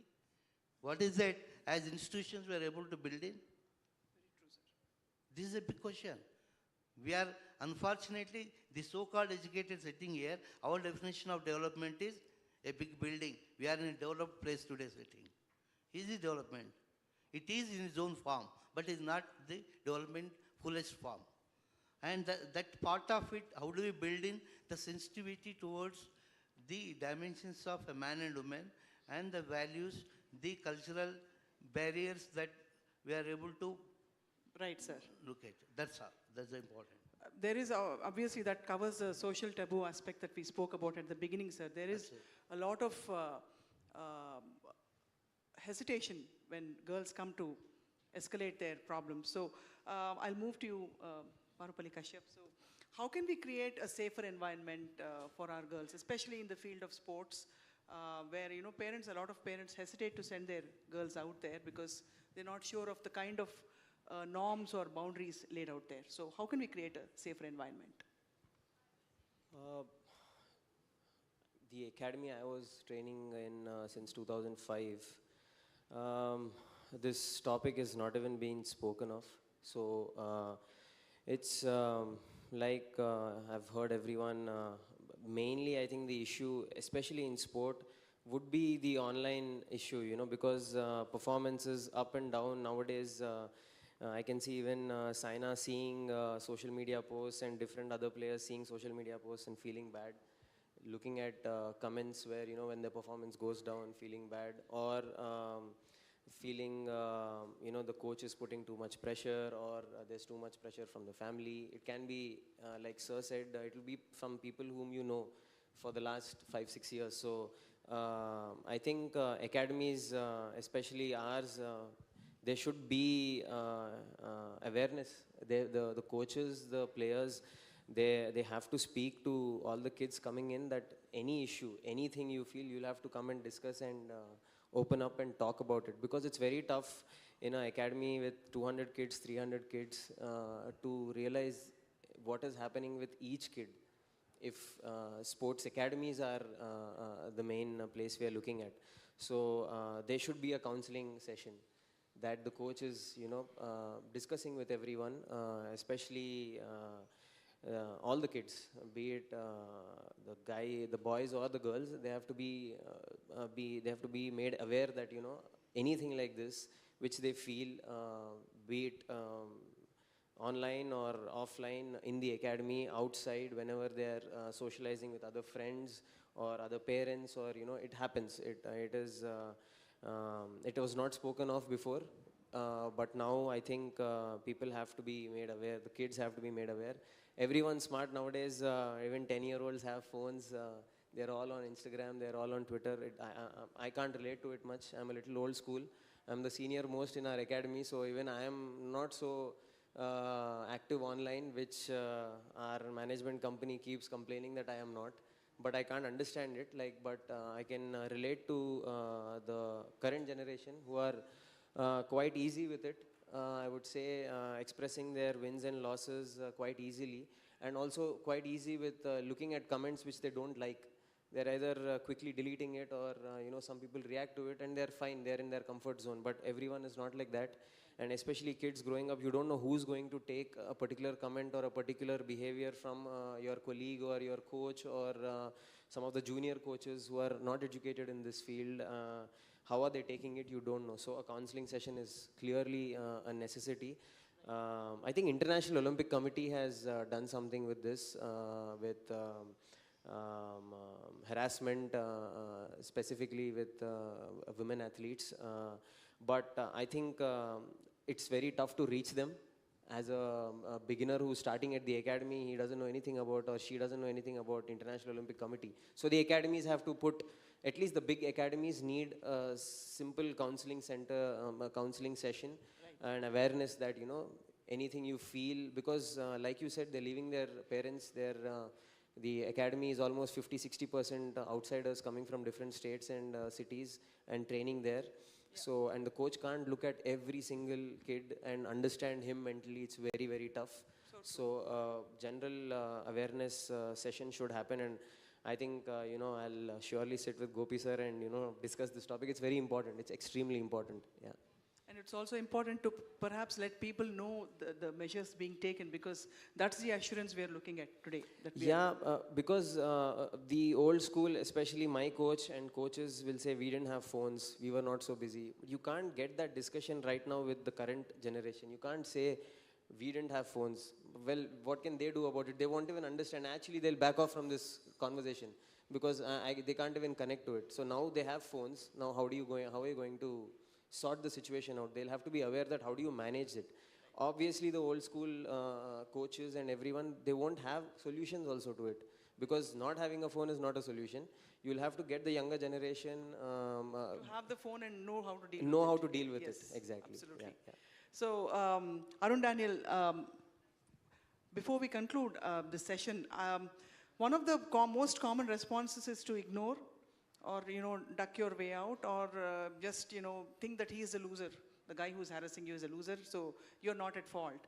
But however, we are urging people to call out harassment and escalate the matter, not just to save yourself, but also to bring about a certain sense of discipline in the society as well, because it's a part of our responsibility. What would you say, does Youngistan Foundation actively counsel, coach parents and youngsters as to how to draw your boundaries and how to call out when something is not right? I think it's very important to call out harassment that is happening to you, not only because we are like a lot of people here were mentioning, we are worried about the stigma of what people will think about me. In fact, quite a lot of harassment that we have been noticing on dating apps and people are not able to fight it out. But I think when you start speaking about what is happening to you, you become an ambassador for harassment itself, and it'll motivate people around who hear your story to come and speak about what is happening to them. In fact, we have been, our gender program started off with an initiative that we got to know, but this was a little bit of on ground and online, but the amount of effort that went into this person coming and sharing the story to us on how this one person wanted to go to college and was not going to college because of the fear of this one person teasing her every day in a bus. So she would not want to go to college because of that. And the only time she would go to college is because there was this one lady who would escort her, who looked after her, and that was the only time she would go to school or college. And it broke my heart. I was thinking, so many people out there, so many women out there, so many children out there do not achieve their dreams, do not become what they want to be because of the fear of what is going to happen to them. And I think it's very important that we need to start calling out harassment. If you do not do that, you are actually letting the person who is harassing, giving another opportunity for that person to harass somebody else. We have to cut the fault right there and there. And we've been working very hard to work, we've been working with police, we've been working with quite a lot of cyber experts, we've been working with different agencies to see how we can eradicate that and work towards that. And also we've been working a lot with young men. We want to work, in fact, we have a fellowship program called under our gender program, where we are training young boys to be allies so that these people go back on ground and work with community schools and fight harassment and also enable the community on safety. So it's very important, please do call out harassment, because that is the only way where you're going to save the lives of others in future. Very rightly said, Arun. And C.V. Anand sir, obviously, we have a saying in Telugu, Samadana Bheda Dandopayalu. So it just is to say that you have various ways of tackling an issue.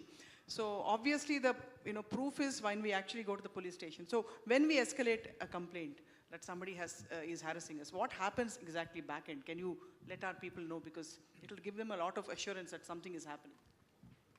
Yeah, actually, if someone comes to a law and order police station, the person will not be the only complainant. There will be several other petitioners and all standing there. So the first sight itself makes the complainant a little scared. Then if the reception officer or the other police officer is not sensitized enough, then this complainant is made to sit down and ask to explain what type of harassment. That itself is very, very embarrassing. So what has been done to overcome this is, we have got, in every police station, we've got counseling rooms. If any such thing is there, the reception constable or the officer sitting there has to take them to the counseling room and speak to them in private, what exactly has happened. Because these are things which they cannot open up with. That is the first thing to be understood. These are the changes we are trying to make in the last 3-4 years, and a lot of progress has been made. That is the most important thing in going further ahead. What happens is, if we don't rectify this, which we have done for several decades, then the complaint doesn't move further. The complainant woman or lady will think it's better not to give the complaint or not to pursue it, and there it ends. So after that, if the complainant is it is reduced to writing, then the she teams, if they are available on call and they are informed, we identify the hotspot areas, as you must have seen in the video. It's all done very secretly, unmarked vehicles and in total civil dresses and with secret cameras. One very big thing which has happened in Hyderabad city and greater Hyderabad and many parts of Telangana is this eve teasing has gone down because of this. Yes, sir. Most of the eve teasers, they now are not sure who is standing next to them. It could be a she team's person. It could be a she team. That is the best part of it. You know, someone lurking around watching near a pawn shop, there 5-6 guys are standing there planning to make lewd remarks about a woman passing by, or they see someone standing there. They are now sure that this must be a she team's guy or a woman in disguise. So that's the deterrence has been brought in. Then we have systems like I told in Bharosa. The entire thing is done under one roof. It is expedited, and the charge sheets are laid very quickly nowadays. And then I assure the women folk and the girls that justice will be done. You know, there are very few officers left who are not of the old type. You know, just as Kashyap has said, we are not able to keep pace with the technology which is happening, which changes the rate at which it is changing. The police department, because it requires training of a huge generation of officers, you know, right down to the constable, home guard level. We have to tell everyone that this is the new way in which harassment will take place. You have to investigate like this. So the sensitization takes time. And while the technology is moving very fast, so, and the young kids are more into it. And we don't, it takes time for us to train ourselves, train our people to take cognizance of that and act accordingly. So just be patient, and the police department is on the right direction. The investigation agencies are on the right direction. We are seeing with the convictions which we are getting that courts, the criminal justice system is also responding. So awareness, I realized in this entire effort, creating awareness is also very, very important. So we have to go to the colleges, schools, talk to them, tell them what is a good touch, a bad touch, how to recognize these things, how to handle your social media handles, your accounts, how to have good safe passwords, IDs and such things. We need to go down and create awareness. That prevents a lot of harassment on social media. So I think we'll have better days in that. Yes, sir, that's giving us a lot of hope. So Arun, Youngistan Foundation actually actively goes to colleges and does programs of this nature. Can you tell us a little bit about it?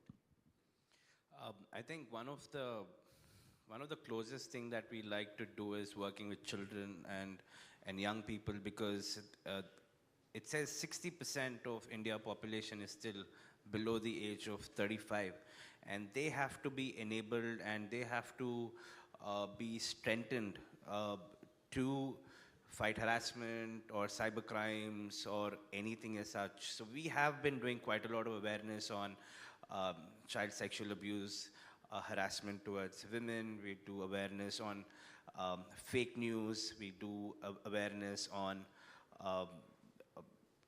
quite a lot of initiatives, and we use a lot of arts as to connect with them. We do a lot of competitions, skits, songwriting, and that is the only way these young people get to hear. But what is encouraging to see is a lot of young people are very passionate to be change makers.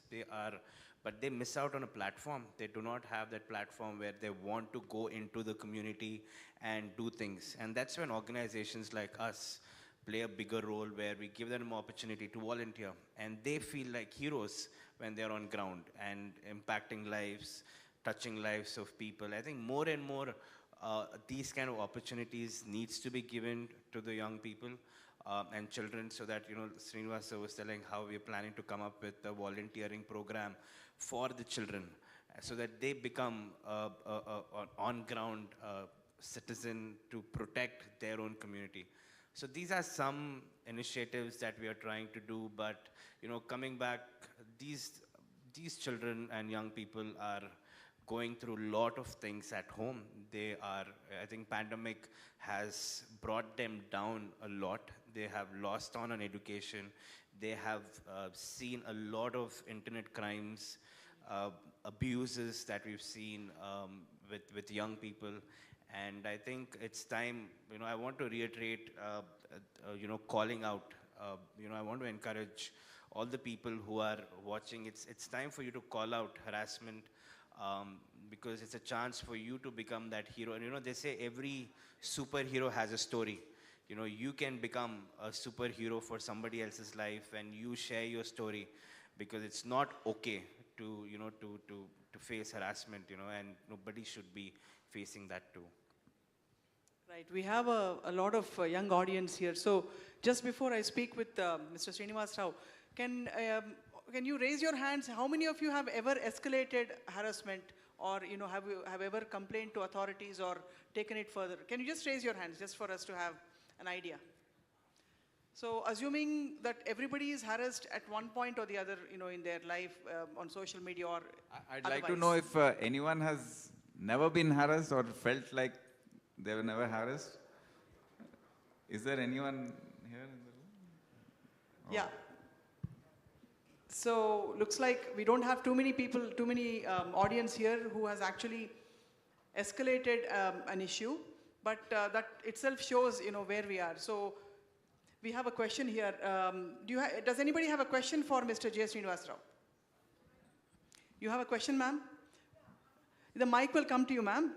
Please be seated, and once the mic comes to you, please stand up and ask your question. And please introduce yourself, ma'am. I have a question to Youngster. Yeah, please stand up, ma'am. Please. My question is to the Youngistan NGO foundation, whatever you call, and other foundation like yours. Do you deal with counseling? Mic closer, ma'am, please. Do you deal with counseling the boys? Do you deal with the boys to call out? And this another question to Srinivas. So there are some housekeeping, the class 4 security force. Do they also get counseled? Are they bold enough to call out?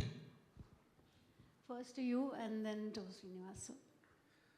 Thank you, ma'am, so much for that question. In fact, we had started a program 3 years ago exclusively for boys to in fact, the CSA awareness that we do, there is a special team that goes and speaks to boys only, because not many people, there's an assumption that boys don't get abused, they don't get harassed, but there is a lot of abuse and harassment that boys go through as well, and they do not have a platform to converse. And if anybody says, a boy got abused, they think it's a joke. Arey, how can you get abused?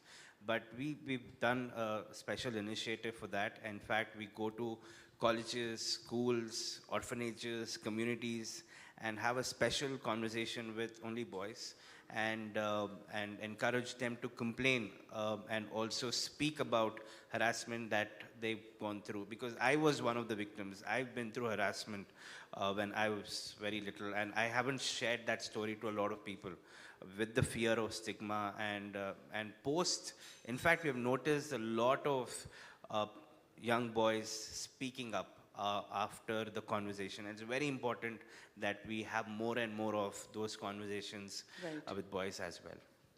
Yeah, but it's a very pertinent question you asked, ma'am, and thank you for answering that, Arun Daniel. But we have very little time left, sir. Sir, very briefly, in 30 seconds, can you just address what ma'am just asked you and close today's session, sir?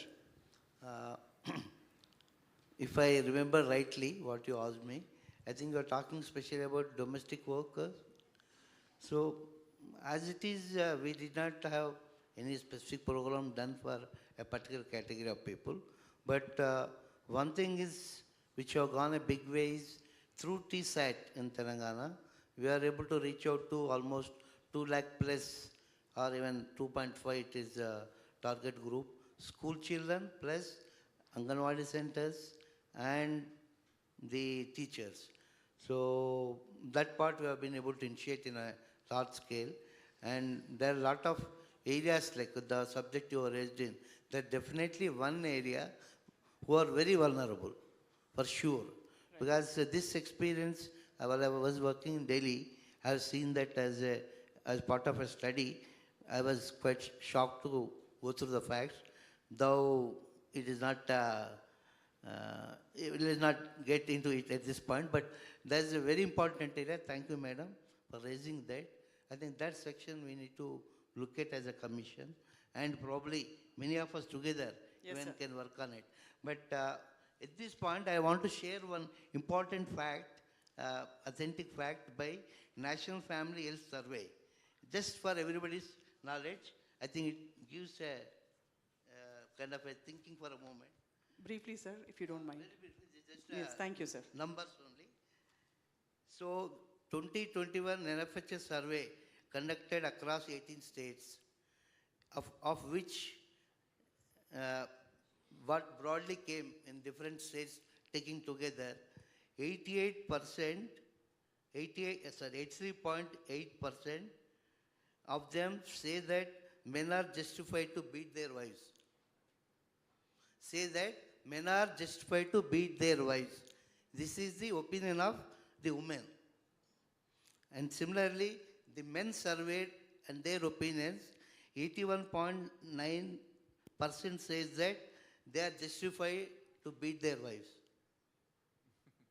This is the state, this is a recent study, National Family Health Survey conducted by Government of India and 2021 survey output, and is being conducted in 18 states.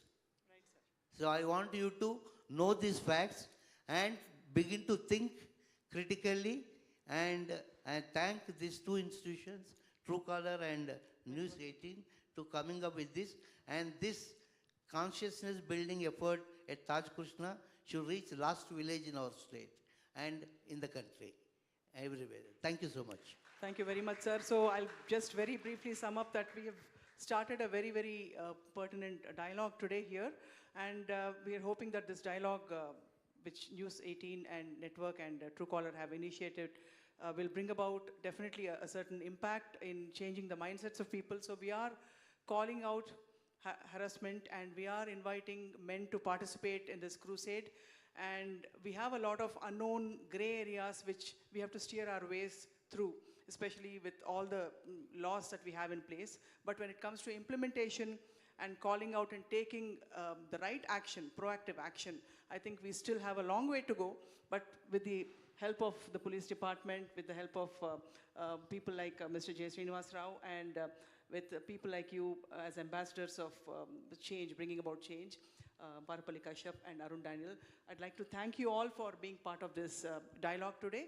And we have a very, very interesting panel coming up right after this. So thank you once again for joining in and participating today. Thank you very much.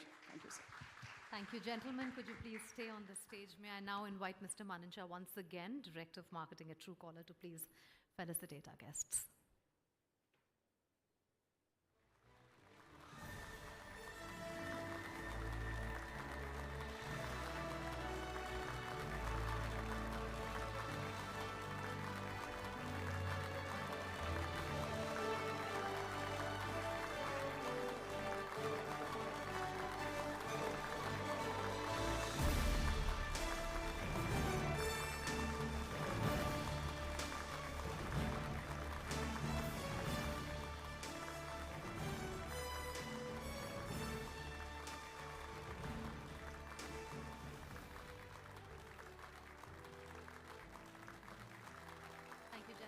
Thank you all.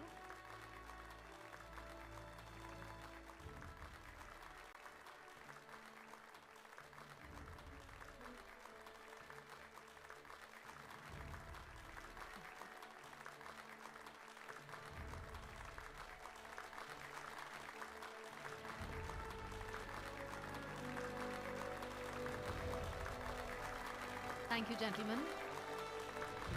Thank you, Swapna. Thank you, Mr. Manan.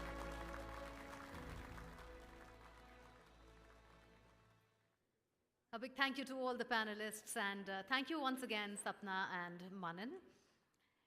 In the ever-evolving digital age, the Call It Out movement aims to make online spaces safer for women and empower them to take action against harassment. Let's take a look at the story of a young lady who faced the harassment but fought it.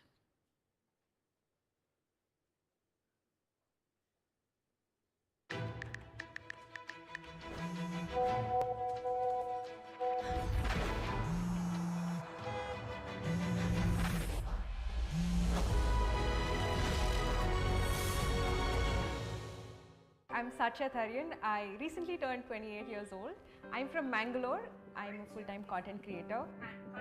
I really enjoy making videos, interacting with people online. It's a lot of fun. I was really enjoying the space, and something happened where it suddenly made everything very sour. There was this one person who started messaging me. The way it started, it wasn't like it was odd or it was strange. So what changed was, I think a few days before Valentine's Day, when he started sending me messages like, I want to tell you something, ...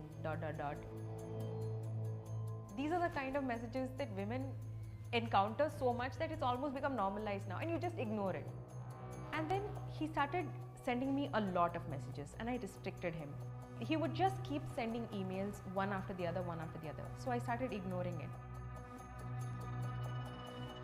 I know that there are a lot of provisions to help women. I came across this National Cybercrime Portal and gave in all the information that I had, and it was very quick because I got an acknowledgement number, I got an email saying, your complaint has been registered, we'll look into it, and all of that. And so I felt a little bit of relief that, okay, it's registered somewhere that this person is doing this to me. The day before my birthday, which is the day that he told me he was going to come to Mangalore to meet me, I remember I was just scrolling through social media and I saw his profile, and I see that he's put a picture in Mangalore standing outside my childhood school. And at that moment, I remember like my blood ran cold. I was so terrified that I just immediately called my parents. I told her that we are with her at any cost, and I will protect her on any account.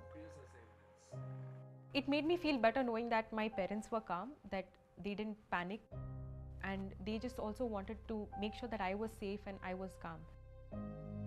I made it very, very clear that I do not want to talk to you, I do not want to have anything to do with you. I've said no multiple times. And they say, right, no means no, but some people just don't seem to get it. So it's a forced invitation. But I said, neither is not going to come here, nor you are going to meet that person. But we are going to arrest this kind of nonsense. and we have to do it in a legal way that society has provided. And the next day, on my birthday, I went to the police station early in the morning with my father, gave them all the information. They went to apprehend him. I wanted his details to be on record so that in the future, if he ever tries to do something to me again, the police know exactly who he is, where he is, and they can track him. The police said, you know, he will never contact you again. If he ever contacts you again, this petty case will be converted into an FIR. I felt a little bit relieved that, okay, at least he knows the severity of this matter. He's never going to contact me again. When you experience this kind of harassment, repeated, continuous, with people not being taken to task for it or not punished for it, you reach a point where you're like, enough. Well, I will not tolerate this behavior anymore. I think I was operating from a place of pure just self-protection and self-defense, where I wanted to make sure that I would be safe, not just in this moment, but going forward in life. I don't want to have to constantly look back over my shoulder. The more you ignore it, the more the person becomes emboldened and the more they're going to do to other people. The minute they are stopped and told that it's wrong and they actually have to face the consequences for their action, that's when not only are you empowered as a person, but you are stopping that cycle of them doing it to someone else. You have to call out behavior that makes you uncomfortable. You have to call it out because it's not okay. And you have to make sure that as an individual, you can do everything in your part to protect yourself, whatever it is, be it reporting, blocking, filing a complaint, talking to someone, but don't suffer in silence. You don't have to. There are laws, there are measures to keep you safe, and nobody can reach you once you have filed a complaint.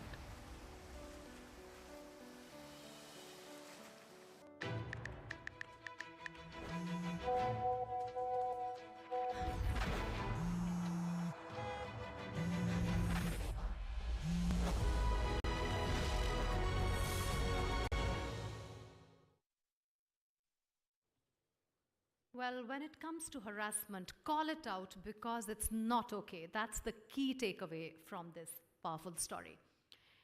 Well, it's not hard to believe that more than 50% girls and young women on social media platforms have faced online harassment. The need of the hour is to make internet safer for women. Well, it's now time for a panel discussion on protecting women and girls from harassment in the digital age with Maria Shakil, Senior Political Editor, CNN News 18. May I have you on stage, please?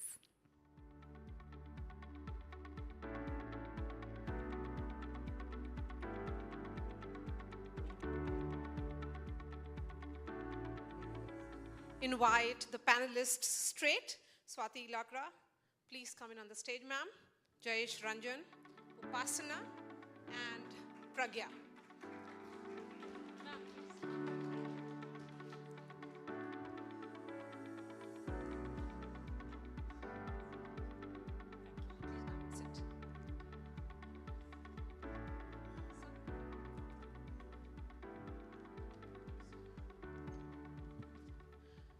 Before I begin the discussion, I'll tell all the girls out there, I can see a lot of you. Please prepare some questions. We'll be opening the floor for questions and then the mic will be moving around for that. So in the next 45 minutes after we are done with this discussion, it opens up for all of you. Why is it important for all of us to have this conversation? Why is it important for us to say, call it out because it's not okay? And why is it important for us to have stakeholders right here to take this conversation forward? I'm going to find answers to the questions that I've just raised with the panelists that we have. We have Swati Lakra. She is the additional DGP in Telangana, someone who's the face of the SHE teams. So I'll be lauding you for that effort, ma'am. Thank you for your time. We have Jayesh Ranjan here, right next to me, Principal Secretary of the Industries and Commerce and Information Technology Department of Telangana. He is the one who is reinforcing the need for reforms, a very important area, particularly to do with cybersecurity laws. We also have Upasana, someone I follow on social media. She's very, very proactive in her space and is the founder of You Are Life, Vice Chairperson of CSR at Apollo Hospitals, a third-generation entrepreneur, and my favorite, Pragya, is right here with me for continuing with this discussion. She is the public affairs lead at Truecaller India. Upasana, beginning with you. As a woman who leads spaces, have you faced online and offline harassment? Okay, so, you know, if you are in the public eye, people are curious to know about your life. And you should also be grateful for the appreciation that you've got being in the public eye. And I think it's more about curiosity. And they keep asking you so many questions and things like that. And sometimes you don't feel like answering them. And people take silence for an answer of their choice. And then, but they don't understand that while they make comments, it could have a very, very painful effect on yourself. So it started when I came into the public eye. I'm not from this background, and that's what happened with my marriage. And it went on about my personal appearances. I mean, I took it in a very positive way, because I said, if you don't like me, that means you adore my husband, which is good for his career. So that was the way I looked at that. And then after that, it went on and on and on. And continuously people said, oh, you don't know the Telugu language. Now they're asking, oh, you've been married 10 years, you don't have kids. I don't want to talk about it. It's my personal choice. And absolutely nothing is wrong with me. And, you know, yes, so when did this line, or thin line, I would say, between curiosity and what is evident pestering and uncomfortable entry into your private space, when did you realize it? So I realized it very early, but I also realized that it's important for all of us to develop a thick skin. And I think that is, and be strong in your mind. Because if you are strong, you can do a lot. And the first thing you can do is definitely block. I think social media has lots of tools, and don't let it sink into you. Because once you know your life purpose, you just have to continue with what you're doing. And I think that's where, you know, I have learned to deal with it. This is my personal story. Other people can have different ones, but in my personal story, I was able to overcome it because I have today developed a thick skin. Okay, so not everybody gets, you know, has that ability to perhaps condition their mind to develop that thick skin. I think it is also to do with the backgrounds that we come from, and then you face that kind of resistance as well from several quarters. Ma'am, Cyber for Her, that is Cyber Her, which is a very distinctive initiative of Telangana government. When did you think about it, and what made you begin it? So basically during the pandemic, everyone was in the cyberspace. Everyone was using internet. And that was when we felt that we should do some kind of a survey to find out how really people are coping with the isolation, and whether they know the dangers of being in the cyberspace in the first place. So we did a survey, we called it Youngster Conscious, especially for the youngsters. And you know, everyone participated, women also participated. And we came to know that many people didn't know a lot about, you know, what the dangers are in being in the cyberspace. So we started a month-long campaign called Cyber Her. That was way back in July 2020. And it was a very systematically made program in which we roped in the cyber experts, etc. And it was mostly done online through the social media pages, etc. And we were able to reach out to almost 50 lakh people throughout the country, in fact, not only in Telangana, because it was online. And many of them, in fact, the students, the parents also appreciated that. And therefore, during 2021, again, we started a week-long program, especially for students. And we did it for the students of Hyderabad mostly. And that was also a huge success, actually. During the International Women's Day, we did that. And there was a lot of demand that it should be extended to all schools. And that is where the Cyber Congress came into picture. And we then roped in the education department. the cyber experts, certain NGOs, and of course, through the Women Safety Wing Telangana Police, we did all the monitoring through our SHE teams. And if you want to know about, Yes, I'm just curious about the timing, because you said that everybody was home, and rightly so. And what was the nature of findings? Mainly, we've found that people are using their mobiles as the main gadget for, being in the cyberspace. And many of the people didn't know how to ensure this privacy settings. They didn't know how to use a strong password. So basics also they did not know. And mostly it was a very casual attitude. That is what we felt, that anybody could, even if they are using their social media pages, they didn't bother to ensure that it was private, that the settings were on a private mode. So these are the things which we found, and especially from the youngsters. So this prompted us to ensure that, we do some awareness campaign for cyber safety. I'm going to come back to you after taking opening comments from other panelists as well. Mr. Ranjan, from SHE teams to Cyber to Dil Se, several things have come up in your state, and I'm told that you are the brain behind most of it. So, I mean, that's an exaggeration, Maria, but before telling you the facts, can I quickly comment on two other things? So one, of course, is to thank Truecaller and News 18 for starting this campaign throughout the country, for bringing it to Hyderabad, to Telangana. It's a very, very timely and a very needed kind of initiative. So congratulations to all of you. The other point is I want to kind of add something to what Upasana told about curiosity. So that is fine. I mean, everyone is curious about so many things, but let me share one statistic, a piece of statistic. 3% of the world population suffers disorder. And just 2 days ago, some of you would be aware about it, a gunman fired in a shopping mall in New York State. And because of the kind of racist beliefs and the racist ideology that he subscribes to, and he killed 10 shoppers, innocent shoppers. And of course, this is not a stray accident. In the US, so many shootouts, and rest of the world also. And obviously the person who was there was mentally deranged.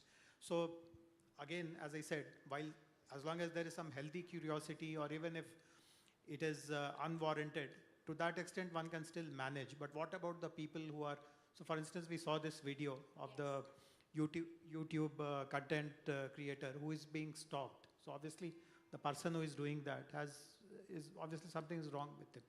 So I guess the role of the technology would be that how can you forewarn such people? How can you pick out such people? Are there some signals that their digital footprint is giving? So I've been reading about this particular gunman who shot 10 people in New York, and it has been reported that for more than a year now, he has been posting some very, very dangerous kind of Facebook posts and other kind of social media messages. So how can we make our technology so sophisticated that we pull out all such kind of deviant behaviors on the net and presume that someone who is showing so much of deviancy in his digital world at some point in time or the other is going to be a real threat to people out there, to real people out there. So I guess this is the evolution of technology that we require. And to come back to the question, the answer is no. I mean, I can't take claim of initiating any of these programs, but of course these are very good programs. And one amazing thing about our state is that there are no silos in the government. So everyone kind of collaborates, works together with each other, and many such programs have been initiated. And we also see lots of value in catching them young, telling them at a very impressionable age about the perils of the digital world. While it is important in today's time that digitalization is going to give you a push in your business, in your studies, whatever you do, for your recreation. For instance, the girl who was portrayed there, if she was not digitally active, she wouldn't have become a YouTube creator and all that, content creator. but obviously recognize the adverse consequences of digital world, the internet, and awareness is one, but also taking action, some concrete action against it is also very much required. So that online abuse that you're talking about, and also how do you forewarn an individual? If there is a pattern that has emerged of an individual, the kind of post that one puts is very reflective of what one is thinking, then how do you forewarn? The idea of forewarning. Yeah, so it's like this. So I also receive lots of friends requests on Facebook and on some of these other Insta, etc. So I have seen many cases where someone is not really putting his real picture, real photograph. He'll put the photograph of a film actress or someone. So that is a very early sign that this man has some kind of an obsession with that. I'm not saying that anyone who puts a picture of a film actress is a person who can be considered dangerous, etc. I mean, healthy appreciation of artists and all is always okay. But suppose he crosses that limit, you notice something else happening, and there are lots of technologies today which can pick such threads. So you work for Truecaller. We have seen in the video again what kind of responsibility that you feel should be exercised by these platforms, etc. So I guess this is one such thing. See, right now also you may be aware, I'm sure you will be aware, that lots of discussion is going on at the level of the national government. In Telangana, we ourselves are thinking of introducing a state-specific cyber law in which certain responsibilities are going to be cast upon the platforms, the digital intermediaries as they are called. But the focus is more from terror or anti-national, sedition, those kind of perspectives. But this is equally important. See, if fortunately she had support, she is educated, she understood the need to approach the police, and the Mangalore police obviously also responded, calmed her down. But imagine someone who lives in a different kind of world, who is not so aware about how to really handle these kind of challenges. One's life can also be ruined. So this is equally, it is as bad equally in terms of the impact on the society as could be a terrorism plot or some sedition thing, etc., etc. So I guess it is everyone's responsibility to prevent such things. Technology emerges, technology is available. The other issue which is very much required is some kind of collaboration between these platforms. So I may put a Facebook post. Now, if Insta says that I have nothing to do with Facebook, I belong to a different company. If Twitter says that I'm a third entity, now I belong to a different person altogether who has strange ideas about free speech. He wants untrammeled free speech. So how do you really create that kind of a bridge across the platforms as well? Yes. So it is about abuse and misuse of technology and online spaces, but multi-pronged strategy.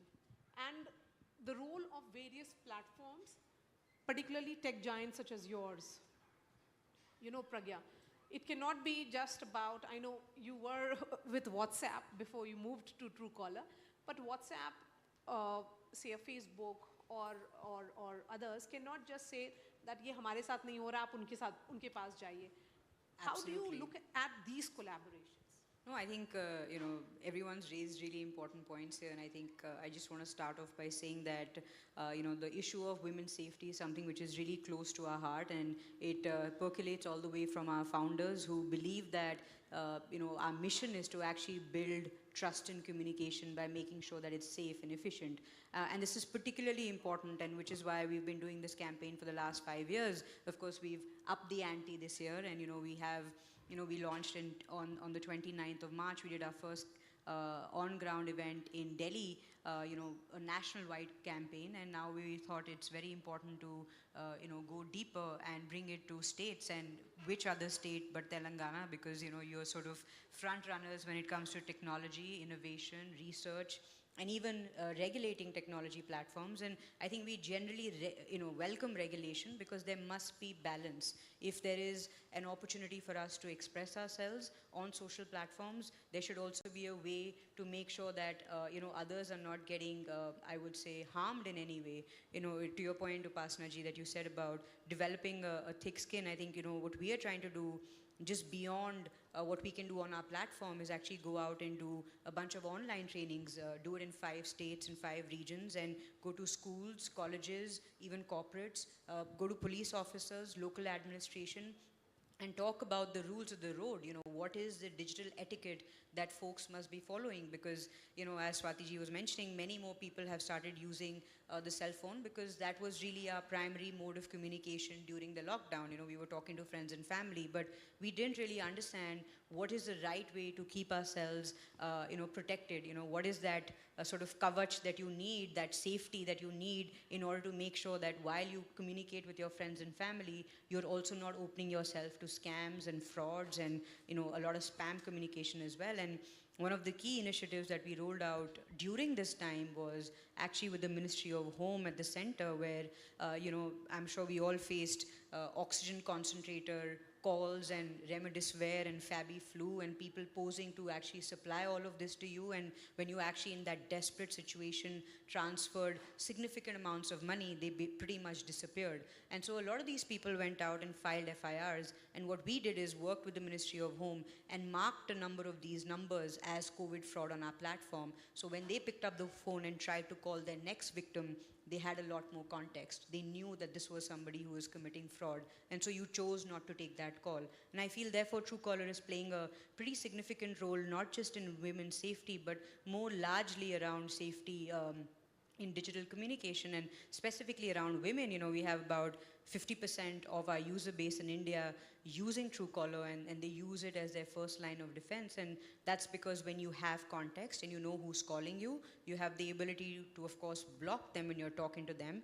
But when you block them, everyone else in the community gets more context that, hey, watch out, this is not somebody you should be speaking or picking up the phone on. But what we've done this year with Call It Out is actually take a step forward and say, please go ahead and report it to the authorities, because that is the only way you're going to be able to minimize harassment in society. And that's what is really critical. And we went ahead and also pinned these numbers on our quick dial option on our app, so that when you're in a vulnerable situation, and I'm sure Swati ji has seen many victims talk about their story, you're very nervous, you're anxious, you don't know where to go. And these are the ways where Truecaller wants to make sure that we empower you in that moment to be able to reach out to authorities and get help. Yes, so Swati ji, take that discussion forward. Again, the Cyber Congress that you were talking about. You moved beyond the initial stage. And what were the kind of anecdotal evidence that you collected? See, basically, when we did Cyber, and we started Cyber Congress because we wanted to reach out to the rural students also. And we tried to reach out to the rural students, and we wanted them to become cyber ambassadors, not only in the school and in their classrooms, but also in their community. So there were a lot of times, and in fact, let me just tell you a few things about Cyber Congress also. We roped in very good cyber safety experts, and initially we were conducting it in English, but we felt that the rural students, they wanted it to be in the vernacular language. So we ensured that the cyber experts, cyber safety experts were from the Telugu background, and there were very good, classes happening. Totally in each district, we located 50 schools, and each school had 2 students and 1 teacher. So totally we are, and this is a 10 months program, which is now coming to an end. Just this July, it will come to an end. So 3,300 students, along with 1,650 teachers and the cyber experts. And we have about, 5 sessions for each student in the 10 months program, including, they also will have some sessions on activities, some sessions to recapitulate what they have learned. So there have been times when they have gone into their community and they have started talking about cyber safety, And the parents and the concerned neighbors, they have been extremely excited about these young children trying to speak about cyber safety. And in fact, from the center also, one of our students from the Cyber Congress was selected as the achievers, as a young student achiever. And that was a huge encouragement for all the other students also, because when they start talking about cyber safety, the other students feel that they should not be left behind. So it's like a nice, healthy competition happening among the students. And, as everybody else was saying, the convergence is very important. We understand that from the police department, we can do only so much, and that is why we collaborated with the education department, with the cyber safety experts, NGOs, and of course our police personnel from the SHE teams. And all of them have been working very hard for the last 10 months, and the results are actually there to be seen. Very confident cyber ambassadors trying to, teach not only the students but also the adults about cyber safety. And did their vulnerabilities come down? Did they start feeling more confident? And the best part of this initiative, I would say, is small towns, the villages, where you have taken this entire journey, because I think that's where the real story is. Did you also see any kind of the change in response, particularly when you moved towards vernacular? There was a lot of excitement right from the beginning itself. So when we started in English, and of course, let me tell you, we are also leveraging technology. So in order to reach out to these students, we have an LMS, the Learning Management System, in place, and through which each student has their own ID and password, and they log into that. So it was a new experience for them. Initially, we had a lot of problems in teaching them how to open an email, how to log in, and all those things took about a month, but now they are real experts in that. And if you have the opportunity, you can speak to those little students also, and on how confident they have become. And it's wonderful to interact with them today when they are so confident about expressing how they should be safe on the cyberspace, at the same time also promoting how, the positive side of the internet also. So it's not just, internet is, after all, not all bad. There is good part of the internet also, which we try to tell these students so that they know, where their limit is. And also, everybody tries to tell that the other person is bad, but we understand that from among the society itself, there are bad persons coming up. So among the students also, among the young generation, there are so many who are such people who are using the internet wrongly. And that is where it is important that the youngsters themselves tick each other out, that this is wrong and this is right. And another thing we wanted is that they be like a bridge between the police department and any other person who needs our help. So it's like a revolution now, and we don't want to stop at this. After 10 months, we need that sustainability, and that is why we have collaborated with the education department, and we are going to start another set of 10 months program, and it is totally in the rural areas, as you were saying. Congratulate you for this revolution that's happening in the villages of Telangana, and I'm so proud of that. Upasana, Maria, if you don't mind, just wanted to pick up on a few things. I think you've been continuously emphasizing on the collaboration, and I couldn't agree more. And I think that is why when we launched this campaign, the goal was to bring in all the stakeholders on one platform. And to what you were saying, Jayeshi, about mental health experts. In fact, in our Delhi conclave, we had actually 2 mental health experts, Maria, if you recall, who came in and spoke about the social stigma and the shame that comes with harassment, and the fact that when you don't feel safe in a digital environment or in a real physical environment, you're not really able to unlock the potential that you have. And I think most women in today's environments restrict themselves and don't make the right choices which are good for them because they don't feel safe.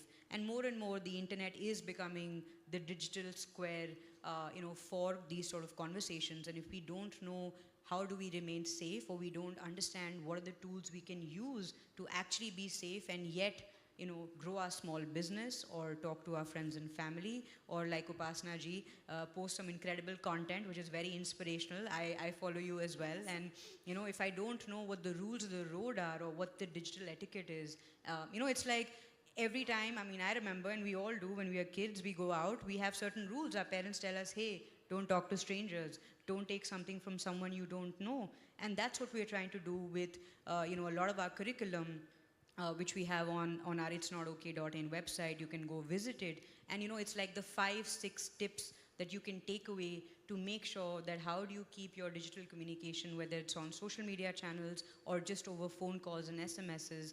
And I think, please do go take that. And I think the third thing I really wanted to talk about is, everything around regulation and, building trust. And, we've been trying to work with JSG to try and get all the verified numbers onto our platform, under our government directory service tab within Truecaller, because if you want to reach out to police stations, hospitals, these are important numbers, and you don't want to be searching for them and find wrong numbers when you really need them. So we've actually built a telephone directory and are in the process of onboarding many more states and also central numbers and central helpline numbers particularly, so that you have the ability to find it within Truecaller and don't necessarily need to go out of the app and quickly make that call, whether that's to the 112 helpline or the 181 national helpline or even the 1930 financial fraud helpline. That's something which is rising, and we continue to work with the government on that. So just wanted to bring that out because I think those are important issues. Yes, Upasana, we have been discussing about the digital world, but the digital medium is very much a reflection of the society. There are good elements, there are bad elements, like everywhere else. But we have been emphasizing on collective effort. Who do you think are the stakeholders in that collective effort for making safer spaces? So there are lots of layers to this. I think, lots of things pass in society with people overlooking them because they just feel that, a lot of things will be unsettled for them and they're uncomfortable if they speak out. So I think first is that all of us need to have a sense of confidence within ourselves to understand that, if we have this confidence in us, then, we can deal with a lot of stuff that we are facing online because, you're going out there into a different world. It's like how you're stepping out. So the same way the online space needs to be treated like that. But, there are some rules of respect. When I got onto Instagram or, Twitter, I got a list of rules and regulations to follow, community guidelines. And a lot of us don't read that, but we always stick. So, the thing is, if we can get constant reminders to actually follow those guidelines, I think it'll be really helpful. I think in schools, as, the Telangana government and others have been doing, I think it's very, very important for them as well to educate people. But I think the underlying fact is, do not comment or say anything if you don't have the guts to say it to their face. If you cannot say it to their face, don't put it in the comments. And that is what you're human, that's what actually differentiates you from human to animal.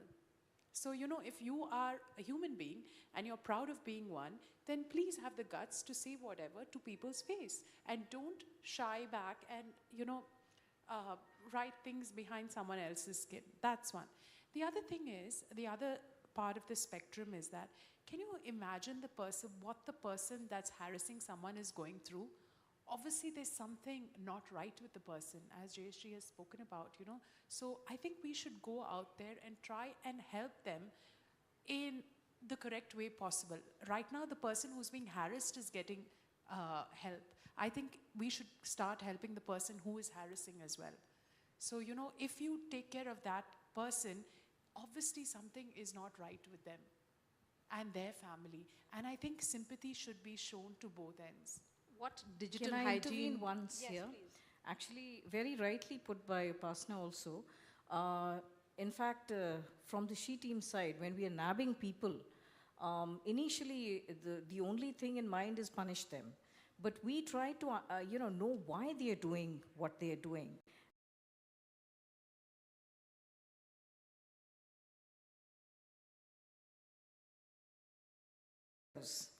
For these boys. Then we understood that we are not experts, so we roped in certain psychologists.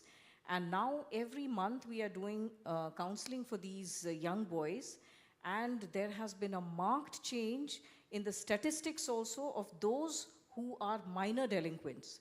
So those people who, in 2014 when we started the SHE teams, we had almost 70 to 80% delinquents as minors below 18.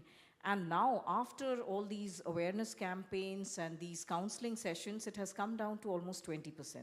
So definitely it makes a difference. And counseling we are doing along with the parents. So because the parents also should know what their wards are doing and what their wards are up to. So this really makes a difference, so yes. Shifted the goalpost in terms of stigma. The harassers should be knowing, their parents should be knowing. Yes, parents should be knowing. And another thing is, there's a lot of, talk about, tolerating and being thick-skinned. But actually what we felt when we started the SHE teams was that women don't want to come out for various reasons, okay? And that was the biggest challenge that we saw when we started the SHE teams. And that is why we ensured that first thing is that we will keep the identity of the victim confidential. That is number one. Next is we will ensure that, we will give her a lot of platforms, whether it is through the WhatsApp or through the other social media pages or through an anonymous SHE teams office located outside the police station. All these things we tried to find out, the psyche of the woman on what will help her to come out and report. And, as you're saying, call it out, you speak out, report crime, that is what we wanted. And, hopefully, SHE teams has done their bit, but we have a long way to go also. Yes, certainly. But well begun is half done. So completely, it's great to listen to those fascinating stories. Before I give the final words to Mr. Jayesh, what is the digital hygiene that you would recommend? Some digital hygiene tips? See, it's before going out, you take a shower, right? So the same way, before going on to the internet, you have to realize that there are a few rules and regulations you need to follow. If you want the respect, if someone comes with their hair all over and with body odor and things like that, you have a certain persona of them. So digitally also, when you're coming out, you're bringing your persona in. So it is very important to maintain that digital hygiene in terms of your persona as well. So I think that when you put things online, that, not everything that's thought-provoking has to come onto my social media. I do have a lot of thoughts, but I speak about it in different forums that make sense. Don't use that social media as a tool to just go out there and speak about how bad society is and, oh, I want to do this. Do it in a nice way where you can make a positive change and build a community. Because when you have community support, that is when you can make a change to yourself. Absolutely. Because you're motivating yourself and the others too. So I think the digital hygiene you need to maintain is to keep a very nice, positive community atmosphere around you. Like how you would do while you go out for dinner with friends, etc. Jayji, your final thoughts on the campaign, call it out because it's not okay, and particularly the role of men as allies, as supporters, as partners. Of course. So I mentioned earlier also that this is a very timely campaign because the digital penetration is going to become many, many folds more. And lots of first generation users are also going to come to digital. Digital is also being encouraged in the vernacular, so it's going to explode like never before. And therefore, how to handle these adverse consequences, etc., is very, very important. But I'll reiterate something which I've been mentioning since a while, which is that, see, the digital world has been made easily accessible, low entry barriers for a purpose. and also anonymous, so that more and more people use it and obviously benefit from it. But as we have all understood, there are certain elements who have their own kind of personality weaknesses, etc., who also get into it. So I still feel that it is possible to identify such people at an early stage, red flag some of their digital behavior, and maybe keep an eye on them.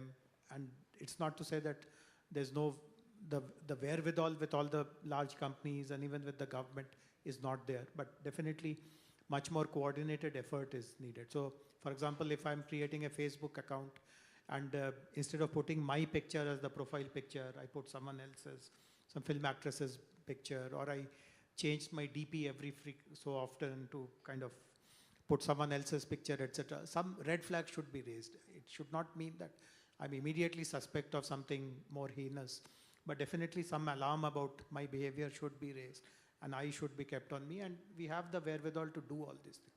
So that is one, that this will also make internet a safer place, and it will encourage, as Pragya rightly pointed out, any kind of harassment which you face, however thick-skinned you will be, but it will kind of bother you.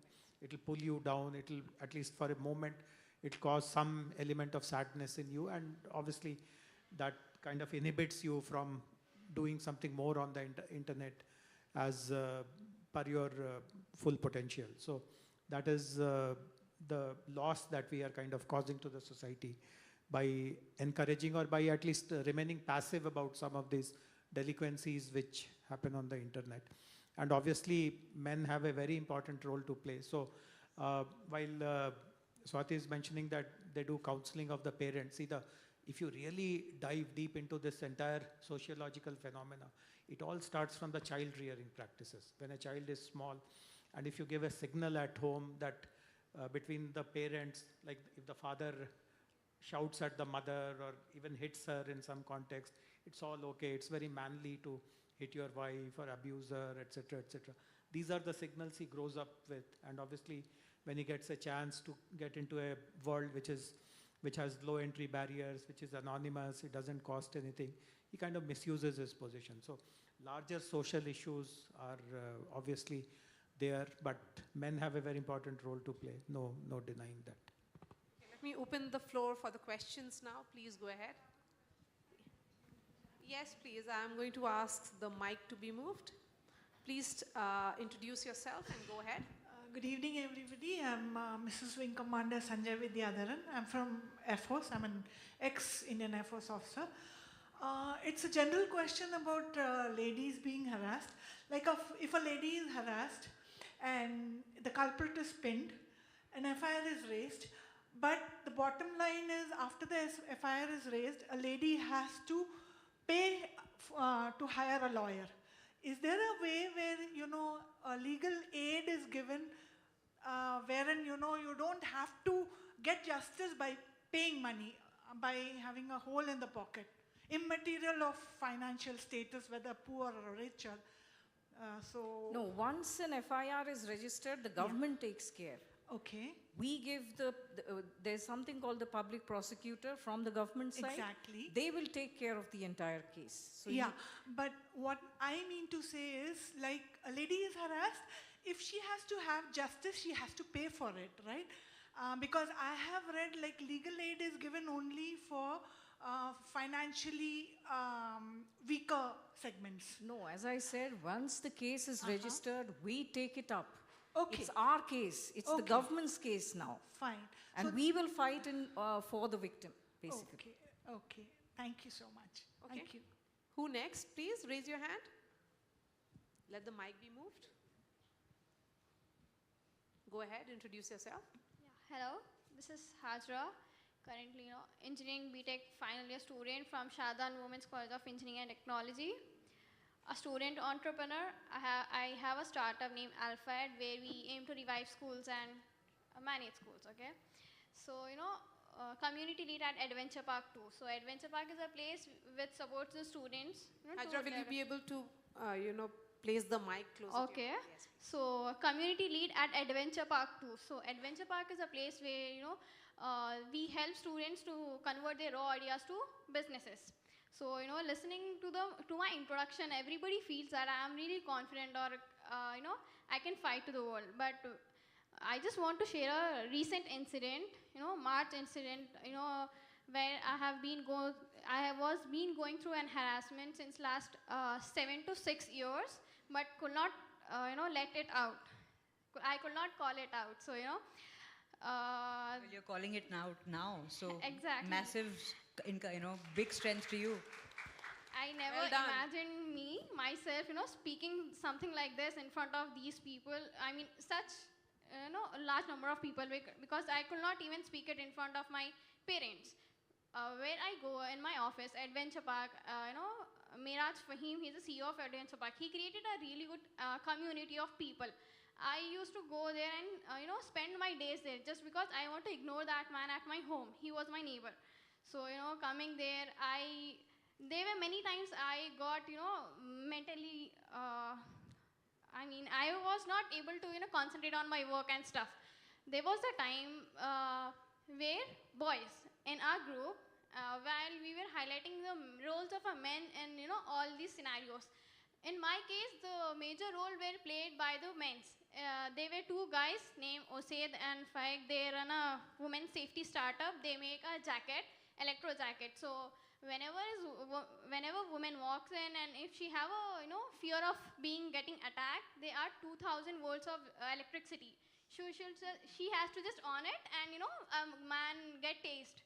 So he has a startup. But not talking about the startup, they took me out, they talked to me. It took me a lot to confess in front of them what was happening since last 5 to 6 years.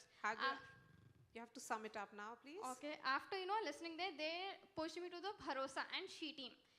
It was only 15 days where they cleared the matter.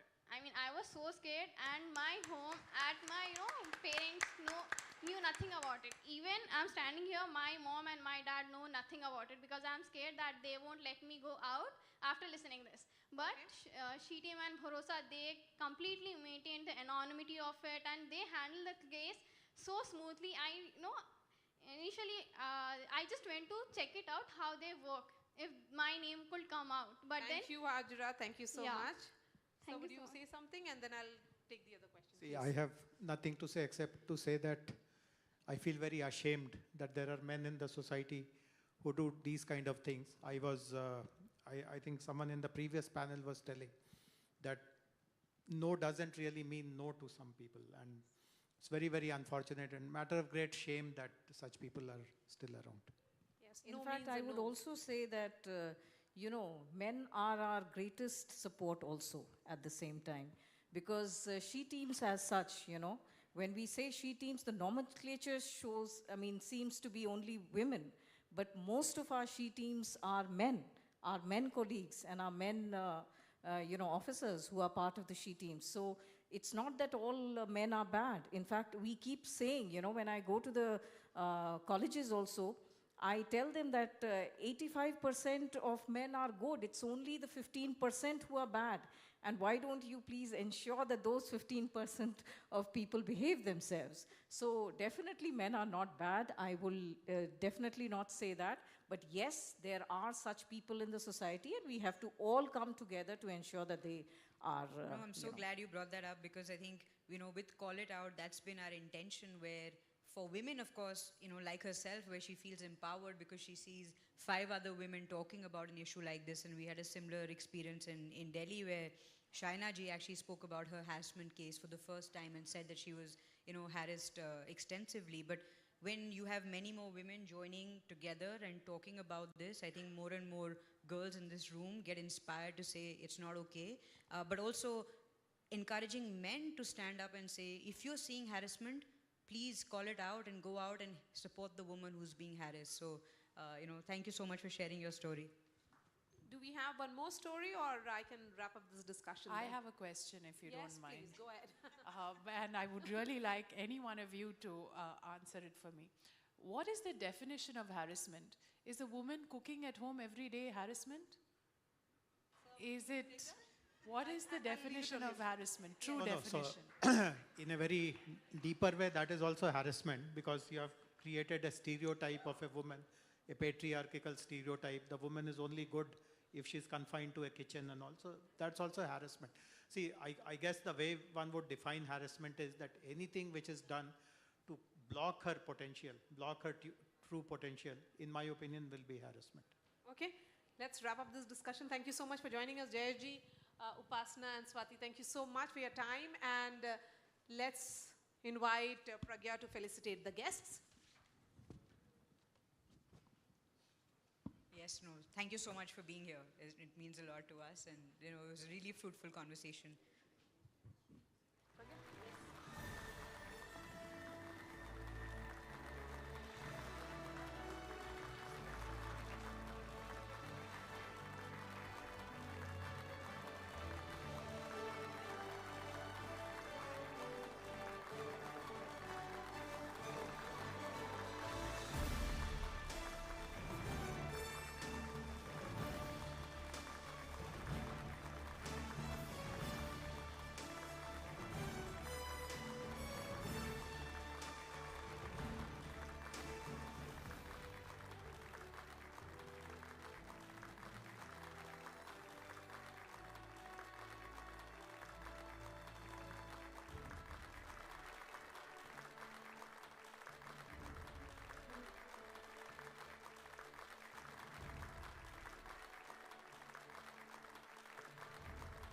A big thank you to our panelists. Thank you, Maria. Thank you, Pragya.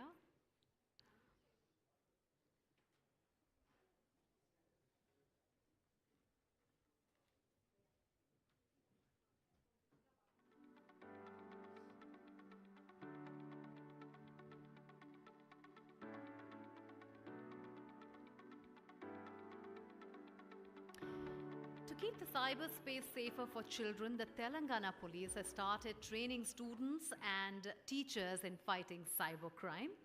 They are called cyber ambassadors. Now, these cyber ambassadors are working on the ground to make other students and children aware about cyber safety. I would now like to invite back on stage Ms. Swati Lakra, Additional Director General of Police, ma'am, Women's Safety, Telangana, to give a token of encouragement and appreciation to our cyber warriors, our cyber ambassadors. Kashish Singh, may I invite Kashish Singh, Manikanta Hemantu, Nenwat Shivani, and P. Bharat. Please, on the stage. Our cyber ambassadors.